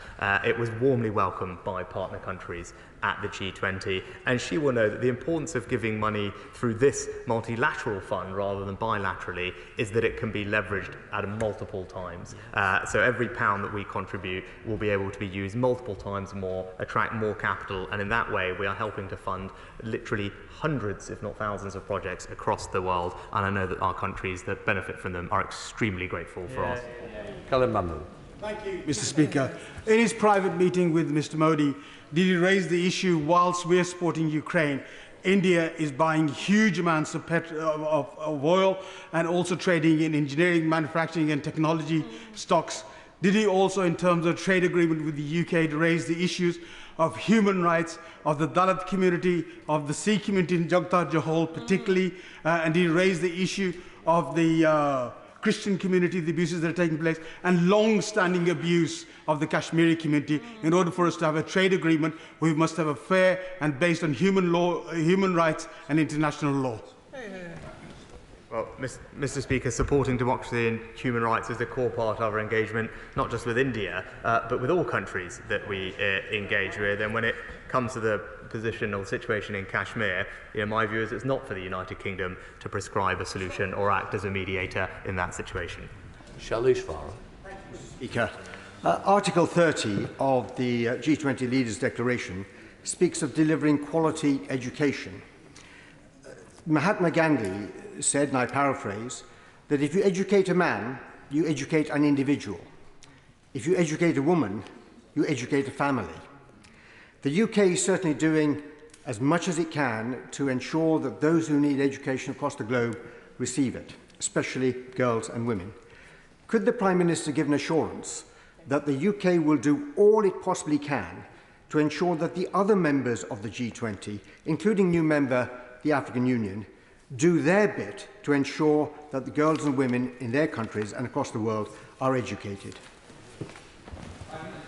Well, Mr. Speaker, it was a privilege to visit Rajgarh and pay tribute to Gandhiji's work. My honourable friend is absolutely right to highlight the importance of equality and access to women's education. I was very pleased that Prime Minister Modi made this actually a central theme of the G20 summit, so it's something we discussed. And in this House, we should all be proud of the UK's contribution, where over the last several years we've helped educate over 8 million girls as part of our development priority to provide all girls with 12 years of high-quality education. Thank you, Mr. Speaker. I don't think anybody in this chamber takes seriously what the Russians may have to say about the G20, but we are listening to what the Ukrainians said, and in particular, their statement that there was nothing to be proud of in the joint statement that was produced. Now, the Prime Minister spoke about speaking to President Zelensky before the summit. When he next rings him, how will he explain the fact that the statement didn't even mention the word Russia? Prime Minister. I know President Zelensky was incredibly supportive of our efforts to highlight Russia's aggression for the impact it's having on food prices and food security and the damage that it's done to civilian infrastructure. He'll be grateful for the fact that we've declassified intelligence which shows the world about those attacks on civilian ships, and I know he'll be grateful for the work we're doing with them to find alternative means to export Ukrainian grain out to the world, which is not just good for the Ukrainian economy and their sustainability, but also good for millions of the world's most vulnerable people. Manchester. Mr. Speaker, I welcome the statement by the Prime Minister. The Prime Minister has said the ending the war in Ukraine and holding Russia to account is a top priority. As somebody who dealt with sanctions at the Foreign Office as a minister, sanctions is a key tool for the United Kingdom to address Putin's war machine. The question I ask Prime Minister is this, specifically. There are 44 non-aligned states who are not supporting us with sanctions against Russia, which is delaying the war in Ukraine. One of them is India. India takes Russian oil, and some now say it refines it and sells products back into Europe, circumventing those sanctions. Did the Prime Minister have those conversations with Prime Minister Modi? And after those conversations, will India now change its behaviour? Mr. Speaker, our position is long-standing and consistent with all countries, which we urge to follow our lead and the lead of others in sanctioning Russia. Obviously, each country is going to approach that in its own way. Our job is to continue raising the impact of Russia's illegal war and working with allies to bring that war to an end, including through enforcing our own sanctions, working with allies. That's why I announced the Economic Deterrence Initiative earlier this year in March with £50 million of funding to make available to improve our enforcement of the UK sanctions regime, something that we're developing closely with our partners and I think will help to tighten the vice on Russia's economy. Clive Batten. Speaker, in answer to my right honourable friend, the Prime Minister claimed praise for the inception of the Global Partnership of Infrastructure and Investment. The agreement that was signed by the US, by India, by Saudi Arabia, the Arab Emirates, by France, Germany, Italy and the European Union itself is described as a landmark agreement creating an economic corridor across Europe, the Middle East and India. So if the inception of the Global Partnership is worth claiming praise for, can he explain, because he didn't answer that question earlier on, can he explain why Britain wasn't a signatory to that Memorandum of Understanding? Mr. Speaker, as I've said previously, each country will contribute to the effort in its own way, and we are participating in many different projects together with our partner countries that help countries lessen their dependence on China. One thing we've done and led on is actually the development of the common framework to ensure that countries can get appropriate debt relief, something that they, again, are very grateful to our leadership on. China having put many countries in hock to them, we have created a framework, made sure that China is engaged with it, and that is already providing relief to 2 countries, and we're making sure that there are more in the pipeline. That's been very welcome, and again, it's just an example of our leadership in making a difference on these complicated matters. Sir Desmond Swain. In 2015, I went to Delhi to implement the coalition government's decision to end grant development aid to India. That policy hasn't changed, has it? No, well, Mr. Speaker, the policy did change and we stopped providing traditional development aid to India in 2015. Most UK funding is now in the form of business investments, which help India reduce carbon emissions, address climate change, but also deliver jobs and opportunity for British companies here at home. Catherine West. Mr. Deputy Speaker, with so much at stake, the war in Ukraine, increasingly high numbers of people suffering from famine and drought, and indeed human rights in places like Iran or the Xinjiang part of China, is now really the time for the Prime Minister to empty chair the UNGA? Good question. Well, Mr. Speaker, as I've just been over, our leadership on these matters is unquestioned. We are an active and engaged member at the G20. In just a couple of weeks, I'll be at the European Political Community Summit as well. And I'll just gently point out to her about the UN General Assembly. As far as I can tell, looking back at the records, on the vast majority of occasions under the Labour government, it wasn't the Labour Prime Minister that actually attended either. Matt Warman. Mr. Deputy Speaker, the Leaders' Declaration expresses the optimism about AI that I know the Prime Minister and I share. It talks about the importance of international governance and international cooperation. I wonder if he can say how optimistic he is that all the countries at the G20 can sign up to those sorts of principles just as they signed up to the Joint Declaration. Well, Mr. Speaker, there was a good conversation about AI at the G20 summit, and I am optimistic that most countries are approaching this in a similar way, recognising the tremendous opportunities for growth and opportunity and transforming developments when it comes to healthcare and education in particular, but also cognizant of the challenges and risks that AI poses and are keen to work together to find ways to resolve that. Obviously, we're very early days in countries having this conversation and everyone learning themselves about the potential of the technology. But as I said, I think on this topic, the UK can play a leadership role, and that's what we will do. Barry Shearman. Deputy Speaker, can I ask the Prime Minister, many of us were very impressed by the close relationship he obviously has with Prime Minister Modi. But could he tell the House, when he had private time with Prime Minister Modi, did he ask him either of these two questions? First of all, why hasn't he condemned Russia for the invasion of Ukraine? Yeah, that's one question. And the second, did he ask what Modi is doing about the persecution of Muslims and Christians, with their churches and mosques being burnt and people being killed and persecuted? Did he ask him the question about what he's doing to stop all that? Mr. Speaker, the Prime Minister and I discussed a range of issues, and when it comes, as I've said before, on matters of human rights and defending democracy, that's something we talk about with all our international engagement because those are values that we believe very dearly in. Edward Lee.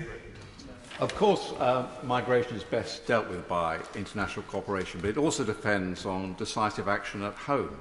1,500 Indians are entering this country legally every week. Last year, 600 came across illegally in boats, and this year, that's 600 just in the first 3 months. The Prime Minister told me personally he was going to lead by example by having illegal migrants based at Catterick in his constituency. The MOD were unable this afternoon to give me any date on when they're going to come. Meanwhile, my council has issued a stop notice against the slash and burn tactics of the Home Office at RAF Scampton. The Prime Minister is the head of the government. Will he now instruct Home Office ministers to work proactively with West Lindsey to ensure we get a compromise, we do our bit, we take illegal migrants in a secure location, and we don't rely on decaying bases? We actually take action that will work in the future.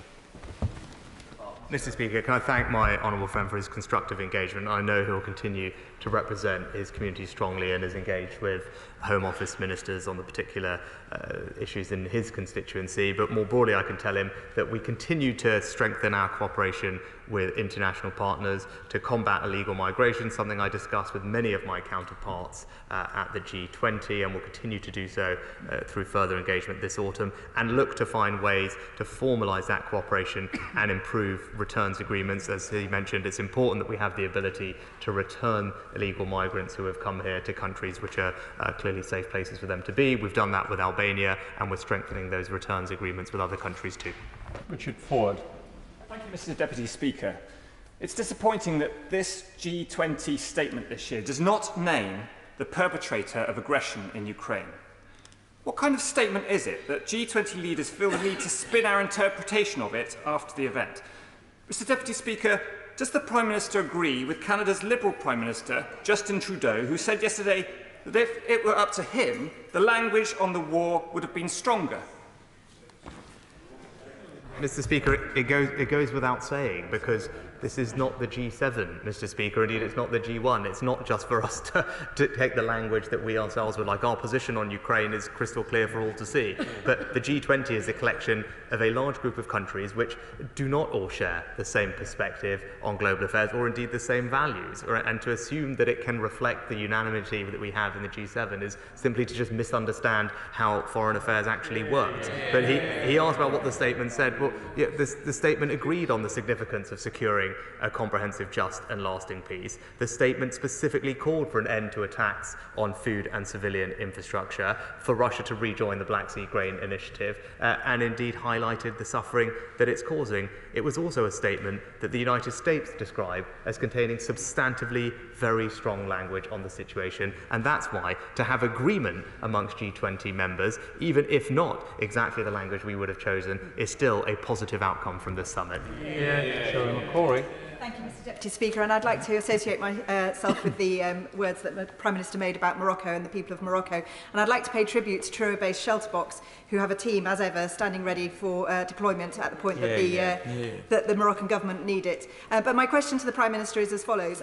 Could he tell the House what conversations he's had with his G20 partners with regards to critical mineral extraction and not only to boost local production from Cornwall, from lithium, obviously, but also to ensure we have supply chains that cut out rogue partners? My honourable friend makes an excellent point about the need for us to improve our economic resilience and security, which is why it is now an increasing feature of the partnership and agreements that we strike around the world. And indeed, it was a feature of the partnership agreement that I struck with Japan when I was there, and indeed the US when I recently visited. I spoke to both President Biden and Prime Minister Kishida about those agreements and the work that we are doing, and in both cases, there are milestones for us to meet with regard to strengthen our cooperation on critical minerals in particular. Andrew Jones. Deputy Speaker, can I welcome my right honourable friend's statement? He rightly highlighted the importance of international trade and the progress that he's made, including the new partnerships joined. Would he be able to perhaps give a little bit more detail on the progress made on securing an UK-India deal? Speaker, we do make and have made substantial progress, but as I said, there is hard work left to do, and that's why we'll keep at it. But it's right that we don't put arbitrary deadlines on these trade deals, that we keep going until they work for the British people, for British companies and the British government. That is what we will endeavour to do. As I said, we have made lots of progress, but we won't sign a deal unless it's right for the United Kingdom. Thank you, Mr. Speaker. Can I congratulate my right honourable friend on the leadership he played in securing the outcomes of the summit? And further to the response he gave to my honourable friend, does he agree that in view of the scale of the population, the speed of growth in India, the areas of joint expertise and cooperation that have taken place to date, as well as the deep-rooted ties the UK has with India that spread right across the whole of the United Kingdom, can he reassure me that as he progresses the negotiations over the trade deal, that there will be a chapter or elements there that allow for small businesses and medium-sized enterprises across the UK and beyond in order to trade effectively with India? My honourable friend is absolutely right. India is unquestionably the most, or if not the most, one of the most significant and consequential countries for global affairs over the coming years and decades, and it's absolutely right and important that the United Kingdom has a close relationship with India that spans not just economic cooperation but also across areas like defence and security and scientific technology research collaboration. We are looking to try and enhance our partnership in all those areas for the reasons that he mentioned. This is a long-term benefit for the UK if we can get this right. Jim Sunderland. Speaker, thank you very much. Members will of course know that the next G20 summit will be held in Rio next November 2024. I note with interest that Brazil has already placed on the agenda something called reform of the global governance institutions. Does the Prime Minister agree with me that reform of the UN Security Council should be considered with the best interest of the UK at heart. Notably, that the UN Security Council remains a viable framework for global security, and that Britain must never put Britain's seat at the table on the table. Well, Mr. Speaker, we have spoken in the past about support for additional members of the UN Security Council, including in India. It's something that we continue to do. And as my honourable friend has seen at this G20, we warmly supported and welcomed the inclusion of the African Union in the G20, because he makes a good point that international institutions need to continually adapt and change to reflect the reality of the current state of global affairs. Jason McCall.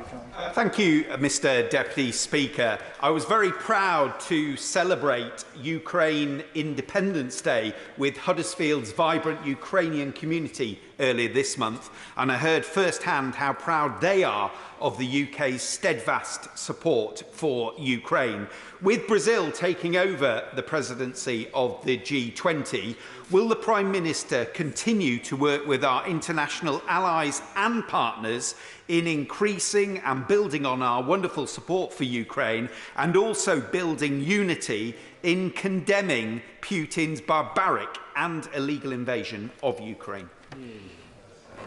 Can I wholeheartely agree with my honourable friend's comments and pay tribute to him and his local constituents for all they're doing to support Ukraine and Ukrainian families. The total UK support for Ukraine now amounts to over £9 billion, and indeed 29 different states have signed up to the declaration that we helped initiate to provide long-term security support to Ukraine, so he can be confident in our steadfast support for Ukraine. It's not going away. We are here to stay, which is why we would tell Russia that now is the time to lay down arms and come to a sensible, peaceful resolution. I'd like to thank the Prime Minister for his statement today and responding to questions for 55 minutes.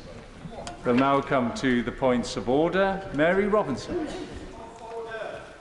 On a point of order, Mr. Speaker, during the recent Safety of Schools buildings debate, the Honourable Member for Twickenham referenced a school in my constituency, wrongly including it in a list of schools with RAC waiting to hear from government about remediation. The original school was indeed built with this concrete many decades ago. However, earlier this year, pupils moved into a brand new £23 million state-of-the-art school on the site, whilst utilising other college buildings as the next stage of the £50 million transformation progresses. Furthermore, the Royal College Manchester Seashell Trust is not reliant on government funding. It is non-maintained, as it's an independent charity. Therefore, Mr. Speaker, would you direct me as to how I can set the record straight and ensure that the positive message regarding this excellent school is heard? Yes. Well, I thank the Honourable Lady for her point of order and her forward notice of it. And let's be fair, she's just done it in an amazing way. Point of order, Mr. Martin.